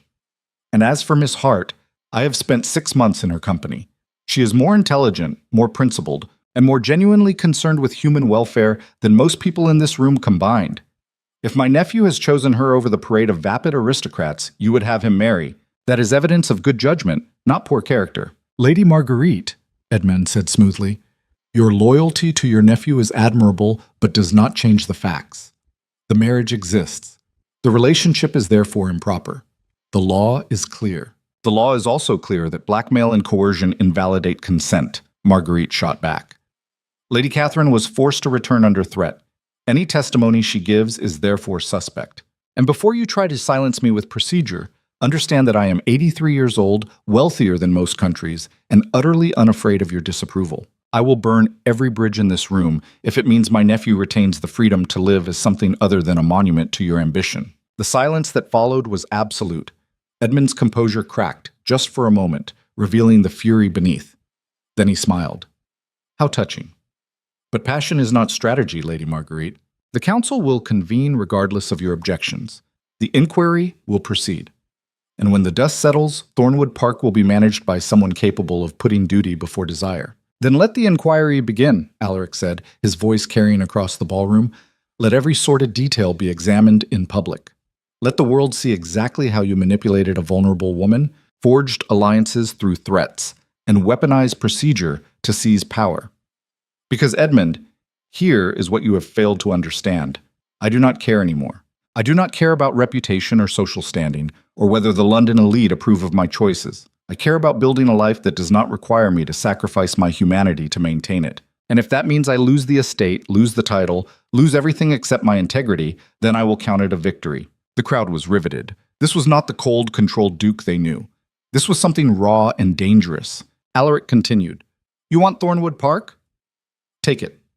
Manage it with your committee and your modernization plans and your absolute certainty that you know better than everyone else. But understand that you will be managing an empty shell. Because the thing that made Thornwood Park matter was never the land or the title. It was the commitment to the people who live and work there. And that commitment does not transfer with a council vote." He turned to Elowen. "We are leaving." She looked at him, understanding dawning in her eyes. "You are walking away from everything. I am walking away from nothing. I am walking toward the only thing that matters." They moved toward the exit. The crowd parted, silent and stunned. Behind them, Edmund was already calling for order, already spinning the narrative, already positioning himself as the reasonable authority restoring stability. But Alaric did not look back. They emerged into the London night, cold air hitting like a slap. The carriage waited, and Alaric helped Elowen inside. As they pulled away from Lord Ashford's estate, she finally spoke. "What happens now?" "Now we rebuild." "Not the estate. Let Edmund have that if he wants it so badly. We rebuild a life on terms we choose." He looked at her. "I meant what I said. I will divorce Catherine, absorb the scandal, and move forward. If you will have me, you will lose everything. I've already lost everything that did not matter. What I am gaining is infinitely more valuable. And if I say no, if I say the cost is too high, then I will respect that. But I hope you do not." Elowen was quiet for a long moment. Then she said, "I spent my entire life being told my worth was measured by my usefulness to people more important than me. That my opinions mattered less because I owned nothing, that my intelligence was irrelevant because I lacked pedigree. I have been invisible, dismissible, expendable. And then I met a man so trapped in his own cage that he did not realize he held the key. We broke each other out, Alaric. Not gently, not easily, but thoroughly. So no, the cost is not too high, because what we are buying is the right to be human together, and that is worth any price." He pulled her close, and they sat in silence as the carriage rolled through London streets, carrying them away from the wreckage of one life and toward the uncertain promise of another. But the wreckage was not finished with them yet. They arrived at Thornwood Park near midnight to find the estate in chaos. Servants stood in clusters, whispering urgently. Lights blazed in windows that should have been dark. And in the courtyard stood Pembroke, the solicitor, flanked by two men Alaric did not recognize. "Your Grace," Pembroke said as Alaric stepped from the carriage, "I'm afraid I must inform you that the Family Council has voted in emergency session. By a vote of 5-2, they have assumed control of estate operations and suspended your authority pending formal inquiry. These gentlemen are here to ensure the transition is orderly." "On whose authority did the council convene without my presence?" Alaric demanded. Lord Graves invoked the crisis clause in the estate charter. Given the public revelations tonight, the council deemed immediate action necessary to prevent further damage. One of the men stepped forward. "Your Grace, we have been instructed to secure all estate documents, financial records, and operational materials. We are also to inform you that you are prohibited from making any further decisions regarding estate personnel or resources until the inquiry concludes." Alaric looked at Pembroke. "You're complicit in this." The solicitor had the grace to look uncomfortable. "I serve the estate, Your Grace. Not any individual. The council's vote was legal. I have no choice but to enforce it. There is always a choice. You simply made yours, Alaric turned to the servants gathered in the courtyard. Many of them looked terrified, uncertain of what this power shift meant for their livelihoods.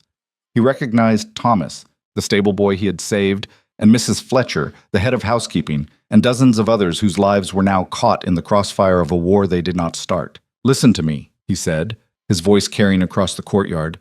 "What happens to me in the coming weeks is uncertain, but I want you to know that every decision I made regarding this estate was made with your welfare in mind. If the new management treats you poorly, if they cut wages or impose harsher conditions, remember that you have value beyond their willingness to recognize it.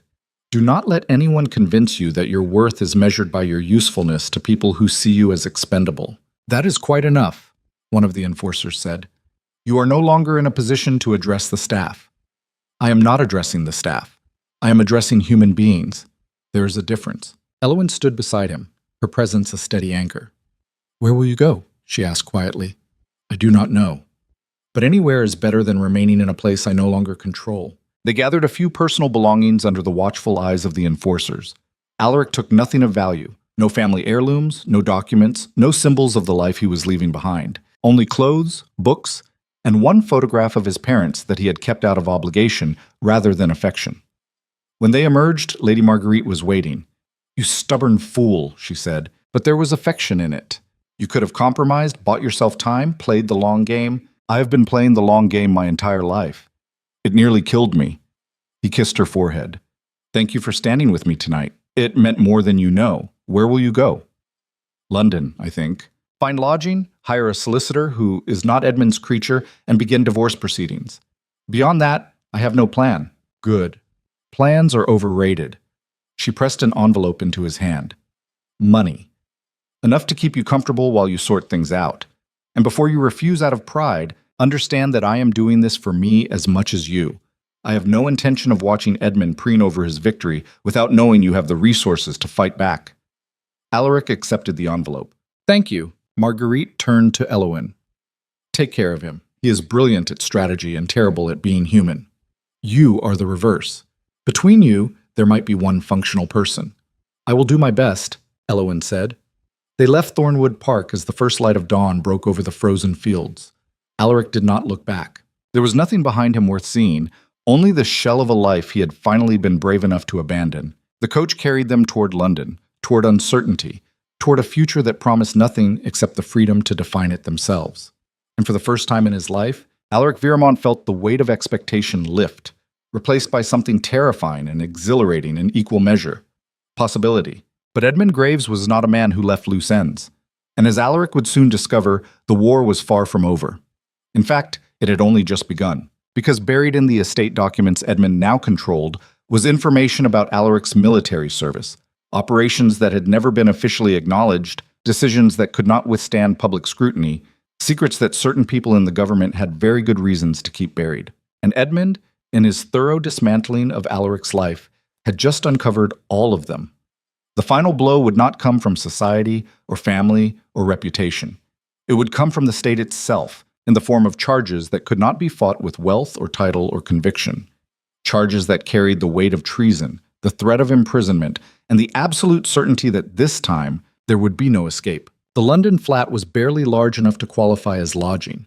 2 cramped rooms above a tobacconist's shop in Clerkenwell, the kind of place where paint peeled in long strips from water-stained walls and the smell of damp never quite disappeared.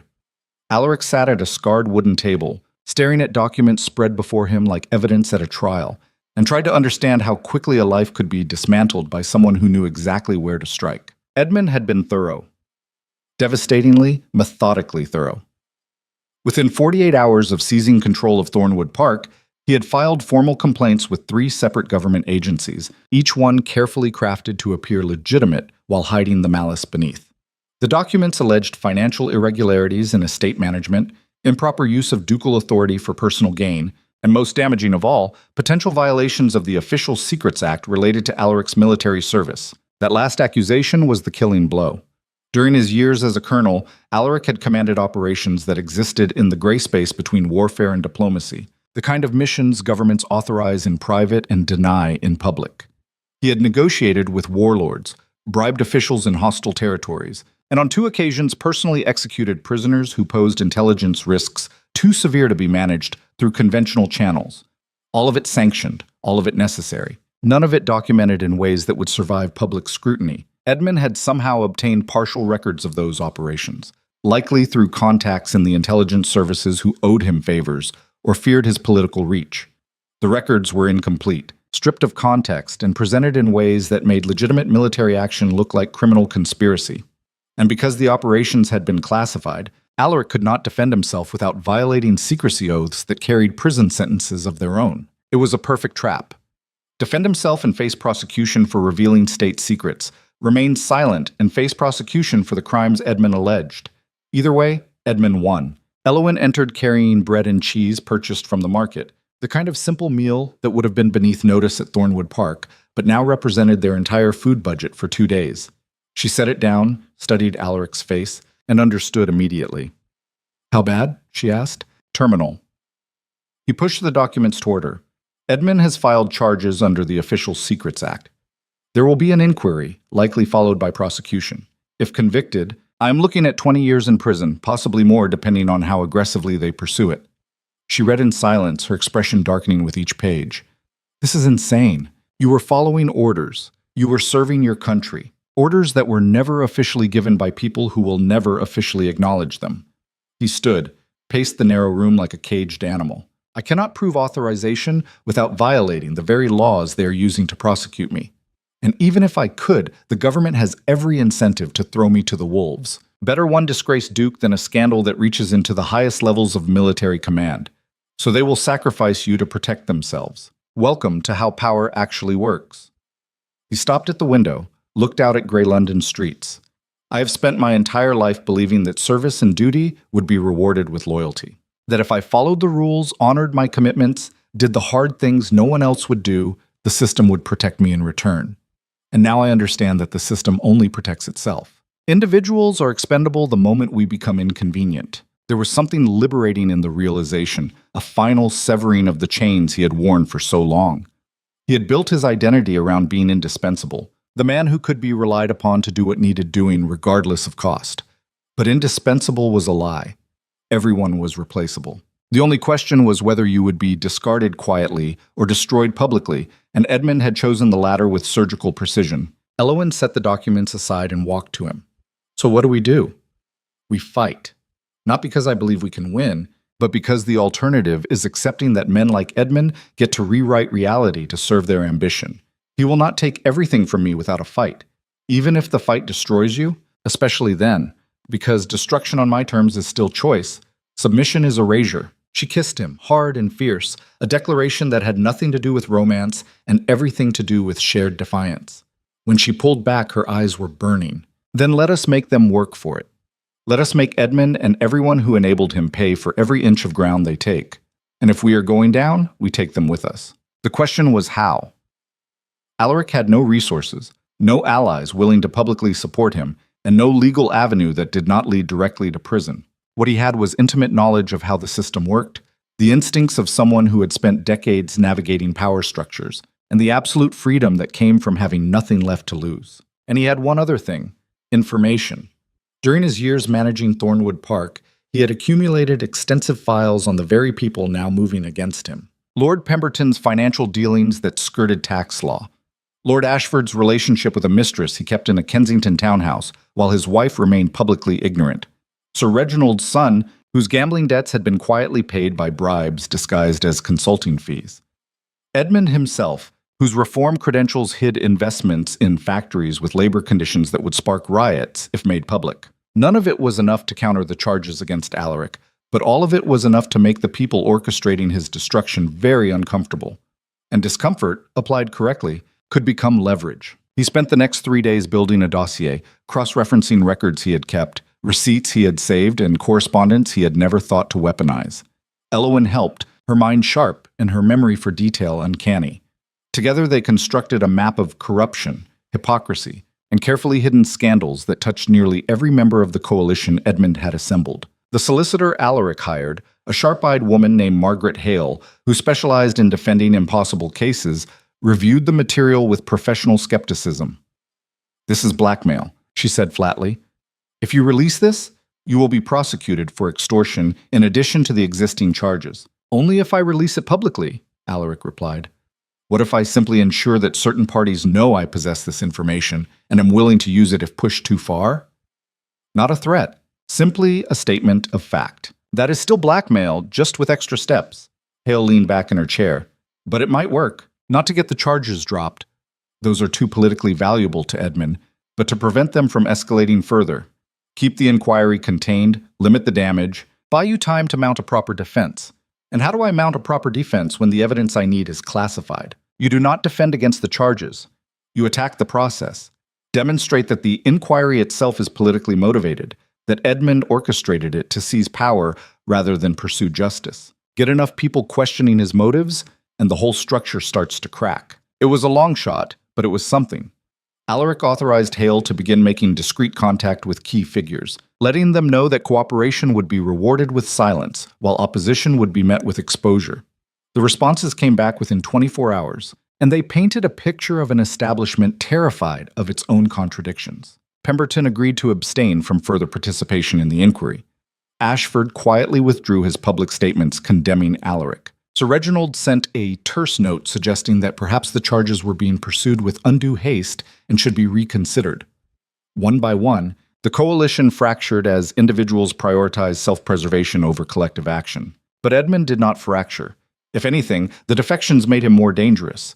He had gambled everything on destroying Alaric, and retreat now would mean his own political annihilation. So he doubled down, pushing the inquiry forward with increased aggression, calling in favors from figures even Alaric could not touch, and making it clear that this had become personal. The inquiry convened in a government building in Westminster, a gray stone structure that smelled of old paper and institutional power.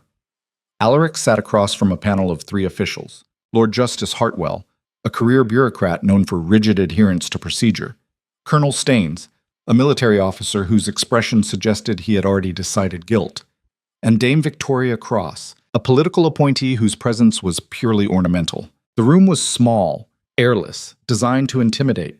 Edmund sat in the gallery, watching with the satisfaction of a hunter who had driven prey into an inescapable corner. The proceedings began with Justice Hartwell reading the charges in a monotone that drained them of human context, reducing years of service and sacrifice to a list of alleged violations. Duke Viremont, you are accused of conducting unauthorized military operations, executing prisoners without due process, falsifying operational reports, and conspiring to conceal these actions from proper oversight. How do you respond? Alaric stood. Not guilty. On all counts. Colonel Staines leaned forward. We have documentation suggesting otherwise. Records indicating you personally ordered the execution of at least 2 individuals during operations in the Balkans in 2004. Do you deny this? I deny nothing. I also confirm nothing. Those operations were classified, conducted under authority I am not at liberty to discuss. If you want details, subpoena the officers who gave the orders. I am certain they will be delighted to testify. It was a calculated gamble. The officers in question were high-ranking officials who would never publicly acknowledge the operations, and forcing them to testify would expose the government to exactly the kind of scandal it wanted to avoid. Staines understood this immediately, and his jaw tightened. You hide behind classification to avoid accountability, Staines said. I hide behind nothing. I am bound by the same secrecy oaths you are, Colonel. If this inquiry wishes me to violate those oaths, put it in writing and I will comply. But understand that doing so will open doors you cannot close. Justice Hartwell intervened. This inquiry is not interested in political theater, Your Grace. We are here to determine whether you acted within the bounds of your authority. If you cannot provide evidence of that authority without violating secrecy laws, then we must proceed based on available information. Available information provided by a man with every incentive to see me destroyed, Alaric shot back. Lord Graves has not presented evidence. He has presented fragments, stripped of context, arranged to tell a story that serves his ambition. And you are allowing it because prosecuting me is politically expedient. That is a serious accusation, Dame Victoria said. It is a serious situation. Alaric turned to address the room. I have served this country for over 20 years. I have done things I am not proud of because someone in this government decided they needed doing. I have carried secrets that would end careers, destroy reputations, and topple administrations. And now, because I made the mistake of crossing someone with the right connections, those secrets are being weaponized against me. If you proceed with this prosecution, you set a precedent. Anyone who serves loyally can be discarded the moment they become inconvenient. Is that the message you want to send? The room fell silent. Justice Hartwell exchanged glances with the other panel members. Finally, he said, "We will adjourn for deliberation. You will be notified of our decision within 48 hours." Alaric left the building knowing he had bought time, nothing more. The inquiry would likely recommend prosecution. The government would move forward to avoid looking weak, and he would end up in a courtroom defending actions he could not fully explain against accusations he could not fully refute. Outside, Elowen was waiting. She searched his face and saw the exhaustion there. "They will come after you," she said. "Yes. And there is nothing we can do to stop it. Nothing conventional. But I am done with conventional." He took her hand. "I need you to do something for me. Something that will put you at risk. Tell me. I need you to go to the newspapers. Not the ones Edmund controls, but the independent ones. The ones that still believe in actual journalism. I need you to tell them everything. The blackmail that brought Catherine back. The manipulation of the council vote. The way Edmund is using state power to settle a personal vendetta. Make it public. Make it loud. And make it impossible to ignore." "They will destroy me for it," Elowen said. "A woman with no credibility accusing powerful men of conspiracy. I will be dismissed as a scorned mistress spreading lies." "Probably, but you will also plant seeds of doubt. And doubt, once planted, grows. People will start asking questions Edmund cannot answer. The inquiry will no longer be a quiet administrative process. It will be a public spectacle. And spectacles are harder to control. You are asking me to sacrifice my reputation to save yours. I am asking you to fight beside me the only way we have left." He met her eyes. "I will not blame you if you refuse. This is not your war." She laughed, sharp and bitter. "Not my war? Alaric, I have been fighting this war my entire life. Fighting to be seen as more than property, more than decoration, more than a convenience. You are the first person who ever treated me as an equal, and you are being destroyed for it. So yes, I will go to the newspapers. I will tell them everything. And when they dismiss me as a liar and a whore, I will keep talking until someone listens." They went to 3 newspapers before finding one willing to run the story. The editor was a grizzled man named Thomas Brennan, who had built his career on exposing corruption and had no love for the aristocracy. He listened to Elowen's account, asked pointed questions, and then sat back with a grim smile. "This will be the biggest story of the year," he said. "It will also make me a lot of enemies. I need corroboration, documents, witnesses, something beyond your word." Alaric provided copies of the documents Hale had compiled. Records of Edmund's meetings with Catherine in Paris. Financial transfers that suggested payment for cooperation. Correspondence between Edmund and council members coordinating the vote against Alaric. It was not proof in a legal sense, but it was evidence enough to support the narrative. Brennan agreed to run the story in 2 days, giving Alaric time to prepare for the fallout. The article, when it published, was devastating. It laid out Edmund's orchestration of the scandal in meticulous detail, questioned the legitimacy of the inquiry, and painted a picture of institutional corruption that went far beyond one family's internal conflict. The response was immediate and explosive. Edmund issued furious denials. The government claimed the article was baseless speculation designed to undermine legitimate oversight. Several members of the panel called for Brennan to be charged with libel, but the public was fascinated. The story had everything: a duke fallen from grace, a powerful villain, a woman fighting against impossible odds, and the hint that those in authority were hiding something. Within 48 hours, other newspapers picked it up, adding their own investigations, uncovering additional details, turning Edmund's carefully controlled narrative into a sprawling scandal he could no longer manage. The inquiry reconvened in chaos. Protesters gathered outside the government building, some supporting Alaric, others demanding his prosecution, all of them turning the process into a circus. Inside, Justice Hartwell looked haggard.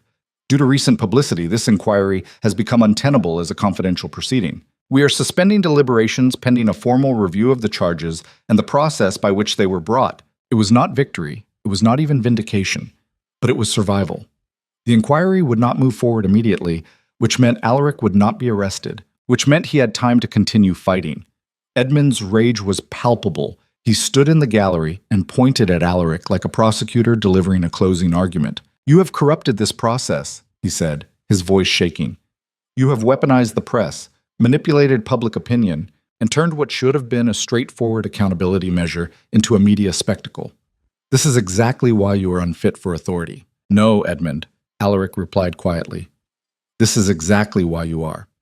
You believe power is the ability to control outcomes, to manipulate systems, to ensure that your version of reality becomes the official record. But power without legitimacy is just force, and force, when exposed, becomes tyranny.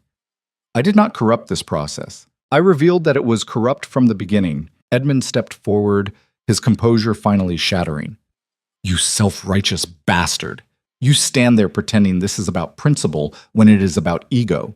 You could not bear to lose, so you burned everything down rather than accept defeat gracefully. You are right, Alaric said.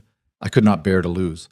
Not because of ego, but because losing meant accepting that my life, my service, my sacrifices meant nothing. That I could be erased by someone who wanted what I had and was willing to destroy me to get it. So yes, I fought back. And I will continue fighting back until one of us is finished. Then let us finish it. Edmund's voice dropped to something colder. You want a war? You have one. I will use every resource, every connection, every tool at my disposal to destroy you. And when I am done, there will be nothing left. Not your reputation, not your freedom, not even the memory of who you were before you decided that a servant was worth sacrificing everything for. She has a name, Alaric said, and she is worth more than everything you have ever built. Edmund turned and walked out, his exit punctuated by the slam of the heavy door. The room sat in shocked silence. Justice Hartwell cleared his throat. This inquiry is adjourned indefinitely. We will reconvene when appropriate procedures can be established. Alaric left the building knowing the war was no longer contained. Edmund would escalate, would use methods even more ruthless than before, and would not stop until one of them was completely destroyed. That night, back in the cramped flat, Alaric and Eowyn sat in silence. The adrenaline of confrontation had faded, leaving only exhaustion and the creeping awareness of how precarious their position remained. He will come for us, Eowyn said. Not through courts or inquiries. He will come directly. I know. Alaric stared at the ceiling. Edmund has lost patience with procedure. When men like him reach that point, they become unpredictable and dangerous. What can he do that he has not already done? The question hung between them, unanswered but understood. Edmund could manufacture criminal charges, could have Alaric arrested on fabricated evidence, could use connections in less savory circles to ensure problems disappeared permanently. The line between legal warfare and actual violence was thinner than most people wanted to believe, and Edmund had already demonstrated his willingness to cross ethical boundaries. Alaric rose, paced the small room. There was something he had been considering, something drastic and possibly suicidal, but it was the only move left that Edmund would not anticipate. I'm going back to Thornwood Park, he said. Eowyn stared at him. That is insane. Edmund controls the estate. He has enforcers there, legal authority, everything. You will be arrested the moment you set foot on the grounds. Probably, but Edmund's control of Thornwood Park is based on legal technicality and the council's vote. If I can demonstrate that the people who actually live and work there reject his authority, if I can turn them against him, the legal framework becomes irrelevant. He sat across from her. Power is not just what the law says, it is what people are willing to enforce. If the workers, the tenants, the servants refuse to cooperate with Edmund, he has nothing, and I think they will refuse. Because they know me, they know what I built, and they know Edmund is using them as pawns. You are gambling that people will risk their livelihoods for you. I am gambling that people will risk their livelihoods for themselves. Edmund's version of Thornwood Park will be efficient, modernized and utterly devoid of the human considerations that made it sustainable. Within 6 months, he will have maximized profits and destroyed morale. I am simply accelerating the timeline, forcing the confrontation now before he can consolidate power. And if you are wrong, then I end up in prison or worse, and you rebuild your life without me. He reached across the table, took her hands. I will not ask you to come with me. This is beyond reckless. This is me walking into the fire because it is the only place Edmund cannot follow without revealing exactly what he is. She held his gaze for a long moment, then smiled. You are an idiot. A brilliant, stubborn, suicidal idiot. Of course I'm coming with you. They left London before dawn, traveling by hired coach because Alaric's own carriages had been seized with the estate. The journey took 6 hours, and with every mile Alaric felt the weight of what he was attempting settle deeper. This was not strategy. This was instinct, the final gambit of someone who had run out of clever moves and resorted to raw confrontation. They arrived at Thornwood Park as the sun reached its zenith, winter light sharp and unforgiving. The estate looked unchanged from the outside, its limestone facade imposing and permanent, But Alaric knew appearances were deceiving. Inside, Edmund's people would be systematically dismantling everything Alaric had built, implementing new policies, asserting new authority, remaking the estate in Edmund's image. He walked through the main gates without hesitation. A guard stationed there looked up in shock. "Your Grace, you cannot be here. Lord Graves has issued orders." "I am aware of Lord Graves' orders. Inform him that I am in the East Courtyard and will remain there until he has the courage to face me directly." The guard hesitated, then hurried off. Alaric stood in the courtyard, the place where he had addressed servants just days ago, and waited. Within minutes, people began to emerge from the various buildings. Servants, groundskeepers, stable workers, all of them drawn by word that the Duke had returned. Elowen stood beside him, her presence a statement of solidarity. The crowd grew, 50 people, then 100, forming a loose circle around them. And then Edmund appeared, flanked by Pembroke and the two enforcers who had been managing the estate in Alaric's absence. Edmund's face was a mask of controlled fury. "You are trespassing," he said. "Leave now, or I will have you removed forcibly." "This is my home," Alaric replied, his voice carrying across the courtyard. "You may have legal authority, but you do not have legitimacy. These people know the difference. These people are employed by the estate, which I now manage. They will follow my instructions or find themselves unemployed." Alaric turned to address the crowd. "Is that true? Will you follow a man who sees you as expendable? Who will maximize profits at your expense? Who will reduce you to line items on a balance sheet?" The crowd murmured, uncertain. Edmund seized the moment. "The Duke offers pretty words, but what has he actually given you? He has abandoned this estate, pursued personal gratification over duty, and now returns expecting loyalty he has not earned. I offer security, structure, and the promise that Thornwood Park will thrive under proper management." It was a strong counteroffer, and Alaric saw several people nodding. He needed to break through the fear, needed to give them something more tangible than principle. "You are right, Edmund," he said. "I abandoned the estate. I chose personal fulfillment over the crushing weight of duty that was slowly killing me. And in doing so, I discovered something. That the version of a Thornwood Park I built was sustainable precisely because it treated you as human beings rather than resources. Edmund's version will be more efficient, yes. It will also be hollow. Within months, you will understand what I mean. But by then, it will be too late." Thomas, the stable boy, stepped forward. "Your Grace, what are you asking us to do?" "I'm asking you to refuse cooperation. To make it clear that Edmund's authority exists on paper but not in reality. To strike, to resist, to demonstrate that power imposed without consent is simply tyranny with better paperwork." The courtyard erupted. Some shouted agreement, others objected. Many simply looked terrified. Edmund raised his voice. "Anyone who participates in this rebellion will be immediately terminated and evicted from estate housing. Your families will suffer. Your futures will be destroyed. Is that what you want?" Mrs. Fletcher, the head of housekeeping, spoke up. She was a woman in her 50s who had worked at Thornwood Park for 30 years. "With respect, Lord Graves, the Duke has never lied to us. He has been hard, yes. Demanding, yes. But fair. You come here with threats and call it management. I know which I prefer." Others began to voice agreement. The tide was shifting, not decisively, but enough to show that Edmund's control was not absolute. Edmund's composure cracked. "You're making a catastrophic mistake," he hissed at Alaric. "These people will suffer because of your ego." "No, Edmund. They will suffer because you're willing to use them as leverage. I'm giving them a choice. You're giving them an ultimatum. Let us see which they respect more." Before Edmund could respond, a new complication arrived. 3 carriages pulled into the courtyard, and from them emerged government officials including Justice Hartwell and Colonel Staines, accompanied by armed constables. Hartwell stepped forward, his expression grim. "Duke Viramont, we have been authorized to place you under arrest pending formal charges of inciting civil unrest and violating the terms of the inquiry suspension." "On whose authority?" Alaric demanded. "The Home Secretary acting on reports that you are attempting to foment rebellion." He gestured to the constables. "Please, come peacefully." Alaric looked at Elowen. She nodded, understanding what came next. "No," he said. The courtyard went silent. "Your Grace," Hartwell said carefully, "resisting arrest will only make this worse." "It cannot get worse, Justice Hartwell. I am already facing prosecution on charges I cannot defend, stripped of my home and title, reduced to a fugitive in the very place I spent decades protecting. So no, I will not come peacefully. If you want to arrest me, you will do it in front of these people. You will show them exactly how power operates when challenged. and you will live with the consequences of that image. It was the final gambit, turning the arrest into theater, forcing the government to either back down or reveal the violence inherent in its authority. Colonel Staines stepped forward. Constables, take him into custody.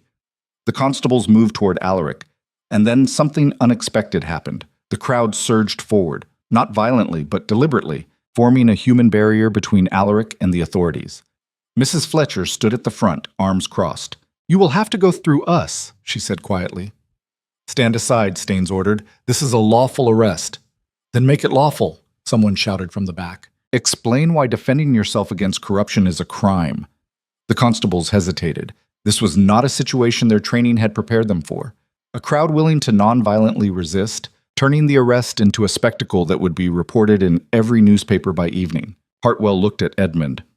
"This is your doing. You pushed too hard, too fast." Edmund's face was white with fury. "Arrest them all. Conspiracy, obstruction, whatever charges apply.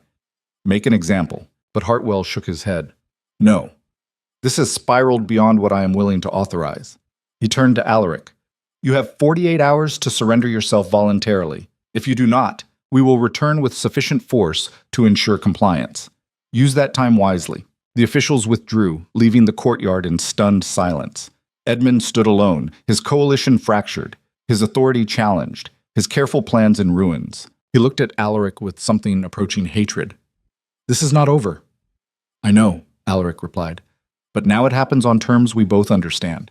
No more procedure, no more pretense. Just two men and the question of who wants it more." Edmund left without another word. The crowd dispersed slowly, people returning to work or housing, but carrying with them the knowledge that something fundamental had shifted. Elowin turned to Alaric. 48 hours. What do we do?" "We prepare for the endgame, because Edmund will not wait that long. He will come tonight, with everything he has, and this ends one way or another." They spent the remaining daylight hours fortifying their position, not physically, but strategically. Alaric met with key staff, outlined what was coming, and gave them the choice to leave or stay. Most stayed. He sent messages to journalists, ensuring that whatever happened next would be witnessed and recorded. He reached out to Lady Marguerite, asking her to use her influence to protect those who sided with him if things went badly. And as night fell over Thornwood Park, Alaric Viramont stood in the courtyard where he had given his first orders as Duke, where he had imposed discipline and structure and control for 20 years, and waited for the final confrontation that would determine whether he had built something worth saving or simply delayed inevitable collapse. Elowin stood beside him. "The fires are lit," she said quietly. "What?" "Throughout the estate, workers have lit fires in the courtyards, the gardens, everywhere. They are signaling that they stand with you." Alaric looked around and saw it was true. Dozens of small fires burned across Thornwood Park, points of light in the darkness, and around each one stood people who had chosen resistance over safety. "Then we make this count," he said. In the distance, the sound of approaching horses. Many horses, moving fast. Edmund was coming, and he was not coming alone. Alaric drew a breath, felt Elowin's hand slip into his, and faced the darkness where torches were beginning to appear like an advancing army. The final battle for Thornwood Park, for legitimacy, for the right to define what power meant and who deserved to wield it, was about to begin. And there, in the frozen courtyard, with fires burning and an empire hanging in the balance, Alaric Viramont smiled, because for the first time in his life, he was fighting for something that mattered more than victory. He was fighting to remain human. The torches came first, floating points of flame in the winter darkness, advancing like fallen stars dragged across the earth. Edmund rode at the head of the column, flanked by hired men whose faces carried the blunt indifference of those paid to enforce rather than question. Behind them came carriages bearing witnesses, members of the council, journalists Edmund had cultivated, officials whose presence was meant to lend legitimacy to whatever violence was about to unfold. This was not merely confrontation. This was execution dressed as law enforcement, theater designed to break Alaric's resistance by demonstrating the futility of defiance. Alaric stood in the courtyard surrounded by fires that turned the night into something primal and uncertain. Around him gathered perhaps 200 people, servants, tenants, workers who had chosen to stand against the machinery of authority, not because they believed they would win, but because the alternative was accepting that their lives were currency to be spent by those who saw them as expendable. There's something profound that happens when human beings decide that dignity matters more than safety, when they look at power and refuse to grant it the deference it demands. They become dangerous in ways no amount of force can fully contain because they have already made peace with the worst consequences and found themselves willing to pay the cost. The column halted 50 feet from the courtyard's edge. Edmund dismounted with theatrical precision, his movements calculated to project authority. He walked forward alone, stopping at the line where firelight met darkness, and addressed Alaric across the distance. "This is your final opportunity to surrender peacefully," he said, his voice carrying in the cold air. "Come with me now, face the charges like a man of honor, and I will ensure those who followed you are treated with leniency. Continue this madness, and I will have no choice but to use force to restore order." Alaric stepped forward to meet him at the boundary. They stood facing each other like generals on a battlefield, each representing something larger than themselves. Edmund, the system that demanded conformity through accumulated pressure. Alaric, the individual who had finally decided that conformity was a price he would no longer pay. "You speak of honor as if it is a shield for what you are about to do," Alaric said quietly. "But we both know this has nothing to do with law or duty. This is you using violence to eliminate someone who threatens the comfortable fiction that power and legitimacy are the same thing. They are the same thing." Edmund's voice hardened. "Power without legitimacy is chaos. Legitimacy without power is irrelevant. I have both. You have neither. That is the only truth that matters. No, cousin. You have authority derived from manipulation and blackmail. I have loyalty earned through 20 years of living among these people, making decisions that affected their lives, and accepting that their welfare mattered more than my comfort. Those are different foundations. Yours is stone and paper. Mine is human connection. And when pressure comes, one shatters while the other bends. Then let us test which is which."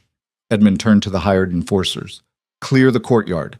Anyone who resists will be charged with insurrection." The men moved forward, batons drawn, their approach methodical and impersonal. The crowd tightened around Alaric and Elowen, not aggressively but deliberately, bodies forming a barrier that would require violence to breach. And in that moment, something shifted in the calculation. The enforcers were professionals accustomed to scattering protesters and managing unruly crowds, but this was different. These were not faceless agitators. These were people with names, families, histories, people whose faces they would remember afterward, whose blood would stain more than just the ground. The lead enforcer stopped 10 feet away. "Lord Graves," he said carefully, "we were hired to manage civil disturbances, not to assault unarmed civilians. If you want this done, you will need to clarify the terms of engagement." Edmund's jaw tightened. "I am clarifying them now. Remove anyone blocking access to the Duke. Use whatever force is necessary." The enforcer glanced at his companions, saw the same hesitation mirrored there. "With respect, we are not executing a massacre for any amount of money. You want them moved. You find people willing to do that work." They withdrew to the column, their refusal a crack in Edmund's facade. He stood alone at the edge of firelight, and for the first time uncertainty flickered across his features. This was not how it was supposed to unfold. The presence of witnesses, the hired force, the legal framework, all of it was meant to make resistance impossible by demonstrating the overwhelming machinery of authority. But the machinery was refusing to function, and without it, Edmund was just a man standing in the dark, making demands no one was obligated to obey. "Then I will do it myself," Edmund said. He pulled a pistol from his coat, old-fashioned but functional, and aimed it at Alaric. "If I must personally restore order, so be it." The courtyard went silent. Even the fires seemed to still. Elowen moved to step in front of Alaric, but he held her back, his hand firm on her arm. His eyes never left Edmund's face. "Do it," Alaric said quietly. "Pull the trigger. Prove to everyone here that your authority rests on nothing more than the willingness to murder someone who refuses to submit. Make them all witnesses to what power looks like when stripped of every justification except force." Edmund's hand trembled, not from fear, but from the terrible understanding that he had been outmaneuvered one final time. If he fired, he was a killer. If he did not, he was impotent. Either outcome destroyed him. The witnesses would report what they saw, the journalists would write what they witnessed, and the narrative would slip completely beyond his control. "You have spent your entire life building to this moment," Alaric continued, his voice steady and surgical. "You have maneuvered, manipulated, sacrificed every relationship and principle to reach a position where you could take what you believed you deserved. And now you stand here with a gun pointed at an unarmed man, surrounded by people watching you decide whether your ambition is worth becoming a murderer. So make the choice, Edmund. Show us who you really are beneath the veneer of civilization and reform." The gun wavered. Edmund's breathing was ragged, his composure shattered by the simple reality that everything he had built depended on others enabling him, and the enabling had stopped. Without the enforcers, without the council's backing, without the machinery of legitimacy he had so carefully constructed, he was just a man with a weapon and nowhere to go that did not end in ruin. Behind him, one of the journalists spoke up. "Lord Graves, I would advise lowering the weapon. Whatever your grievances, this has escalated beyond any reasonable—" "Shut up," Edmund hissed. "All of you, shut up and let me think." But there was nothing to think about. The trap he had built for Alaric had become his own cage. He lowered the gun slowly, his hand shaking, and the defeat in that gesture was absolute. Alaric walked forward, crossing the boundary into darkness, until he stood directly in front of Edmund. He reached out and took the pistol from his cousin's unresisting hand. "This is what power actually looks like," Alaric said quietly, his voice meant only for Edmund. "Not the ability to force submission, but the courage to stand in the fire and trust that what you have built with people matters more than what you can impose on them. You never understood that. You thought control was strength. It is only ever fear." He turned and walked back to the courtyard, leaving Edmund standing alone. The journalists were already writing, the witnesses already forming narratives that would reach London by morning. Edmund Graves had lost, not through superior strategy or legal maneuvering, but through the simple erosion of every pillar he had built his authority upon. But the night was not finished. From the shadows beyond the column emerged another figure, one Alaric had not expected to see again. Catherine, his wife, his ghost, wrapped in a dark cloak and carrying the weight of 19 years in her expression. She walked past Edmund without acknowledging him, entered the courtyard, and stopped in front of Alaric. The crowd parted to give them space, sensing that this confrontation belonged to a different category of conflict. "I came to end this," Catherine said. Her voice was tired, worn by decisions and regrets. "Edmund used me to hurt you, and I allowed it because I was afraid. But I'm done being afraid." She produced documents from inside her cloak. Legal papers, signed and notarized. "I have filed for divorce on grounds of abandonment and fraud. The marriage is dissolved, effective immediately. You are free, Alaric. Free to build whatever life you choose without the chains I put on you 20 years ago." Alaric took the papers, scanned them, and felt something heavy lift from his chest. "Why now?" "Because I finally realized that running from hard things does not make them disappear. It just makes you smaller." She looked at Elowen. "I do not know you, Miss Hart, but I know what it costs to stand beside someone the world condemns. You have more courage than I ever did. Use it well." She turned to leave, then paused. "Alaric, I am sorry. For the lie, for the cowardice, for every year you spent believing in a death that was really just my failure to be honest. I cannot undo it, but I can stop adding to it. You are free too, Catherine. Free to stop apologizing for choosing yourself." She nodded, a small, sad smile touching her lips, and walked back into the darkness. Edmund watched her pass without speaking, his defeat now complete.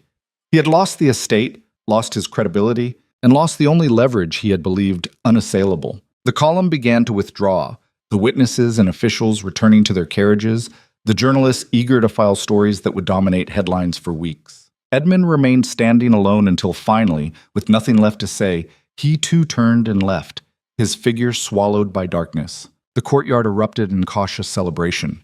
People embraced, laughed with the release of tension, allowed themselves to believe that perhaps resistance had not been futile after all. Alaric stood at the center of it, feeling the weight of victory settle over him, and discovered it was not the triumph he had imagined. There was relief, yes. There was satisfaction in having survived. But there was also the exhaustion of someone who had fought so hard for so long that he no longer remembered what peace felt like. Elowen found him at the edge of the firelight, staring at Thornwood Park's facade. "You won," she said. "Did I?" He gestured at the estate. "Edmund is gone, but so is everything I built. The council will never accept me back. The government will find new charges when the political winds shift. I have freedom, but I have traded an empire for it. Is that a bad trade? I do not know yet." He looked at her. "I spent 20 years making myself indispensable to this place, and in the end, it dispensed with me the moment I became inconvenient. Maybe that is the lesson, that no one is truly indispensable, and building your identity around being needed by institutions is just another form of prison. So what do we do now? Now we rebuild. Not Thornwood Park. That belongs to whoever comes next. We build something smaller, something that does not require sacrificing ourselves to maintain it, something human-sized, The next weeks were a blur of transition and transformation. Lady Marguerite used her influence to ensure the workers who had stood with Alaric were protected from retaliation. The journalists' accounts of Edmund's collapse sparked investigations into his financial dealings, his manipulation of government processes, and his blackmail of Catherine. Within a month, Edmund Graves had resigned from public life entirely, his reputation destroyed and his ambitions reduced to cautionary tales. The council appointed a neutral administrator to manage Thornwood Park until a new duke could be confirmed through the proper legal channels. Alaric was offered the opportunity to reclaim his title if he agreed to certain restrictions and oversight. He declined. The title had been a cage disguised as honor, and he had no interest in returning to it. Instead, he and Elowen moved to a modest house in the countryside, far enough from London to escape constant scrutiny, but close enough to remain connected to the few people who mattered. It was a fraction of the size of Thornwood Park, with no servants, no grandeur, no markers of status. Just 4 rooms, a garden, and the unprecedented luxury of privacy. Alaric discovered that he had no idea how to live without structure imposed from outside. For weeks, he wandered the small house like a ghost, uncertain what to do with days that had no meetings, no obligations, no crises demanding resolution. Elowen watched him struggle and finally intervened. "You are mourning," she said one evening as they sat by the fire. "Not for what you lost, but for who you were." That man was forged in war and duty, and the belief that control was survival. He served you well for a long time, but he is gone now, and you need to decide who you are without him. I do not know how to be anyone else. Then learn. Make mistakes, waste time, do things badly. You spent decades being competent at everything. Try being incompetent at something new. It is strangely liberating. So he tried. He learned to cook, badly at first, burning more meals than he served. He read books that had nothing to do with strategy or politics, losing himself in novels and philosophy and histories of people who had lived and died without leaving empires behind. He worked in the garden, getting dirt under his fingernails and learning the slow rhythms of growth that could not be rushed or controlled. And slowly, incrementally, he began to understand what it meant to simply be rather than constantly achieve. There was a poverty to it compared to his former life, less influence, less importance, less certainty that he mattered in the grand scheme of things. But there was also a richness he had never experienced, a depth of connection that came from building a life around one person rather than managing an estate of hundreds. Elowen thrived in the small house. She wrote essays on political economy that were published in reformist journals, her ideas gaining traction in circles Alaric had never penetrated. She corresponded with labor organizers and policy advocates, her network growing not through inherited status, but through the quality of her thinking. Watching her flourish, Alaric understood that he had not saved her from anything. She had saved him from the slow death of living for nothing but obligation. Lady Marguerite visited often, her sharp wit undimmed by age. She delighted in the transformation, teasing Alaric mercilessly about his reduced circumstances. "Look at you," she said during one visit, "covered in garden soil and flour from baking, from duke to domestic peasant. Your parents would be horrified." "Good," Alaric replied. "They spent their entire lives horrified by anything that deviated from proper form. I am done living to avoid horrifying people." Wise words. She sipped her tea. "Though I must say, you are better at being happy than I expected. I thought you would spiral into existential despair without an empire to manage." "I thought so too. But it turns out that meaning is not something you impose on the world through force of will. It is something you discover in the spaces between ambition and survival. In the mornings when I wake up beside someone who knows everything about me and chooses to stay. In the evenings when we argue about ideas instead of managing crises. In the small victories of getting bread to rise properly on the 3rd attempt." Marguerite smiled. "You have become philosophical in your retirement. I have become human. It took 42 years and losing everything, but I finally managed it." 6 months after leaving Thornwood Park, Alaric received an unexpected letter. It was from Thomas, the stable boy he had protected, now working as an apprentice to the new estate administrator. The letter was brief but carried weight beyond its words. "Your Grace," it read, "the estate has changed since you left. The new administrator is efficient but cold. He sees everything as numbers on ledgers, people as resources to be optimized. We are more productive than ever and more miserable. I wanted you to know that what you built mattered.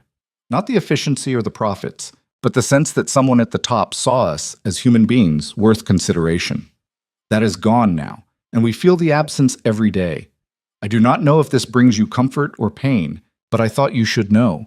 The world you tried to build was worth building, even if it could not survive contact with people who did not share your vision." Alaric read the letter 3 times, sitting in the garden as dusk settled over the countryside. Eowyn found him there, the paper still in his hands. "Bad news?" she asked. "The opposite. Proof that the fight mattered, even if we lost in the traditional sense." He handed her the letter. "I spent so many years believing that success meant permanence, that if I built something strong enough, it would outlast me. But maybe that was never the point.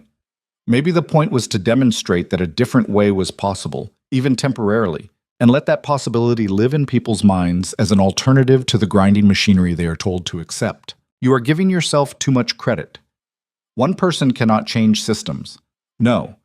But one person can show others that the system is not inevitable, that there are choices, even when power insists there are none, and enough people making those choices, refusing to grant authority. The obedience it demands can crack foundations that seemed permanent." They sat in silence as darkness fell, the garden alive with sounds of insects and wind through trees. Inside, a life waited that was small and unremarkable by the measures Alaric had once used to judge worth. But it was genuine in ways his previous existence had never been, built on foundation of chosen connection rather than inherited obligation. The final reckoning came on a cold morning in early spring, when Alaric received notice that the legal proceedings against him had been formally dropped. The government had concluded that pursuing charges would be more damaging than letting the matter fade, that the publicity had made Alaric a symbol whose prosecution would raise uncomfortable questions about institutional overreach. He was free, not through victory in court, but through the calculus of political convenience. Eowyn found him reading the notice, his expression unreadable. "Is this supposed to feel triumphant?" he asked. "Is that what it feels like?" "No, it feels anticlimactic, like they are granting permission for something I already took." He set the papers aside. "I think that is the final lesson, that freedom is not something institutions bestow. It is something you claim by refusing to accept that they have the right to withhold it. And if they punish you for claiming it, then you decide whether the punishment is worse than the cage. For me, it was not. Even at the worst moments, even when I thought I would lose everything, I was more alive than I had been in 20 years of compliance." She kissed him, slow and deliberate, a statement that had nothing to do with passion and everything to do with recognition. "We built something," she said, "not an empire, not a legacy, just a life that belongs to us instead of the systems that tried to define us. That is victory enough." And it was. In the months and years that followed, Alaric and Eowyn built an existence that would never appear in history books or be studied by future generations. They were simply 2 people who had refused the scripts written for them and improvised something new from the wreckage of expectations. They were not famous. They were not powerful. They were not the people they had been told they must become. They were free. Alaric Viramont had been forged in war, tempered by duty, and nearly destroyed by the belief that control was the only alternative to chaos. But in losing everything he thought defined him, he discovered something more valuable, that dominance was not strength, that vulnerability was not weakness, and that the truest form of power was the courage to stand in the ruins of what you built and choose connection over conquest. The estate he left behind would be managed by others, more efficiently perhaps, with better profit margins and optimized systems. But it would never again carry the soul of someone who saw the people within it as more than functions to be managed. That vision died with his departure, and perhaps that was inevitable. Systems revert to their natures when the pressure to be better is removed. They optimize for survival and efficiency, not humanity. But the people who had witnessed the alternative carried that memory forward. In small ways, in private choices, in moments when they refused to accept that cruelty was necessary or that people were expendable, they kept alive the possibility that there could be another way. And possibilities, once planted, have a tendency to grow in unexpected directions. On quiet evenings, Alaric and Eowyn would sit by the fire and talk about the future they were building. Not grand plans or ambitious schemes, but simple things. Maybe they would travel. See parts of the world Alaric had only known as battle maps and strategic objectives. Maybe they would write, documenting what they had learned about power and humanity and the cost of choosing one's own path. Maybe they would do nothing particularly notable at all, and that would be enough. Because here's what Alaric had finally learned. This man who had commanded armies and governed estates and believed that being indispensable was the highest achievement, that mattering to one person completely was worth more than being vaguely important to thousands. That building a life around genuine connection required more courage than building an empire through force of will. That the measure of a man was not what he controlled, but what he was willing to sacrifice control to protect. He had been the Duke of Thornwood, a title that carried weight and demanded deference and ultimately meant nothing when stripped of the institutions that enforced it. Now he was simply Alaric, a man with a small house, and a woman who knew his darkest moments and loved him not despite them, but because he had finally stopped hiding them. And in the end, that transformation, from monument to human being, from controller to partner, from fortress to open door, was the only legacy that mattered. The fires that had burned in Thornwood Park's courtyard on that final night had been more than illumination. They had been signal fires, announcements that people were willing to stand against the machinery of authority when it demanded too much. Most of those fires had been extinguished. The people who lit them returned to their lives, the moment of resistance fading into memory. But some fires never go out. They burn in the hearts of people who saw what was possible, who witnessed someone choosing principle over survival and somehow surviving anyway. They burn in the quiet refusal to grant power more authority than it has earned. They burn in the understanding that systems are only permanent until enough people decide they are not. Alaric and Elowin tended their own fire now, in a hearth that warmed a home instead of an empire. And on the mantle above that hearth, Alaric had placed a single item from his former life, the photograph of his parents that he had taken when he fled Thornwood Park. Not because he wanted to remember them fondly, he did not, but because he wanted to remember what happened when you built your entire existence around meeting expectations set by people who never questioned whether those expectations were worth meeting. His father had been Duke before him, stern and uncompromising and utterly empty. His mother had been the perfect aristocrat, beautiful and cold and desperately unhappy. They had lived their entire lives in service to a system that promised meaning through hierarchy and delivered only hollow performance. And they had died believing they had succeeded, never understanding that success measured by such metrics was just elaborate failure. Alaric would not make that mistake. He had failed by every measure his parents would have recognized, lost his title, lost his estate, lost the respect of the world that mattered to them. And in that failure, he had found the only success worth having, a life lived on his own terms, built with someone who saw him as a person rather than a function, and defined by choices he made rather than obligations he inherited. As spring deepened into summer, Alaric worked in the garden, his hands in the soil, his mind finally quiet. Elowin sat on the porch reading, occasionally glancing up to watch him with an expression that carried no agenda beyond simple appreciation. They had survived the storm. They had built something new from the wreckage. They had proved that it was possible to choose differently and live with the consequences without being destroyed. That was the story Alaric Viramont would have told if anyone asked, which they rarely did. Because the world that had once found him fascinating had moved on to new dramas and different scandals. Edmund Graves had become a cautionary tale whispered in political circles. Thornwood Park had become just another estate under new management. And the Duke who chose a servant over an empire had become a footnote, briefly interesting and ultimately irrelevant, which was exactly what Alaric wanted.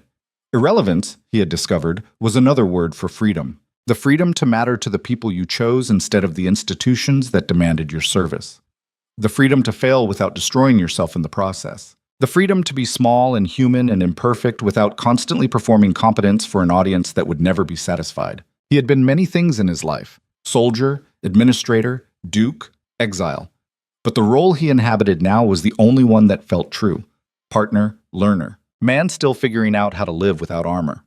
It was harder than any battle he had fought, required more courage than any strategic gambit, and delivered satisfaction deeper than any victory he had achieved through dominance. As the sun set over their small house, painting the sky in shades of amber and rose, Alaric Viramont stood in his garden and felt something he had not experienced in 20 years. Peace. Not the absence of conflict, but the presence of purpose chosen rather than imposed. Not the silence of control, but the harmony of collaboration. Not the cold satisfaction of conquest, but the warm reality of connection. He had lost an empire and gained a life. And in the final accounting, measured against the only standard that mattered, whether he could look at himself without flinching, it was the best trade he had ever made. The Duke was dead. Long live the man.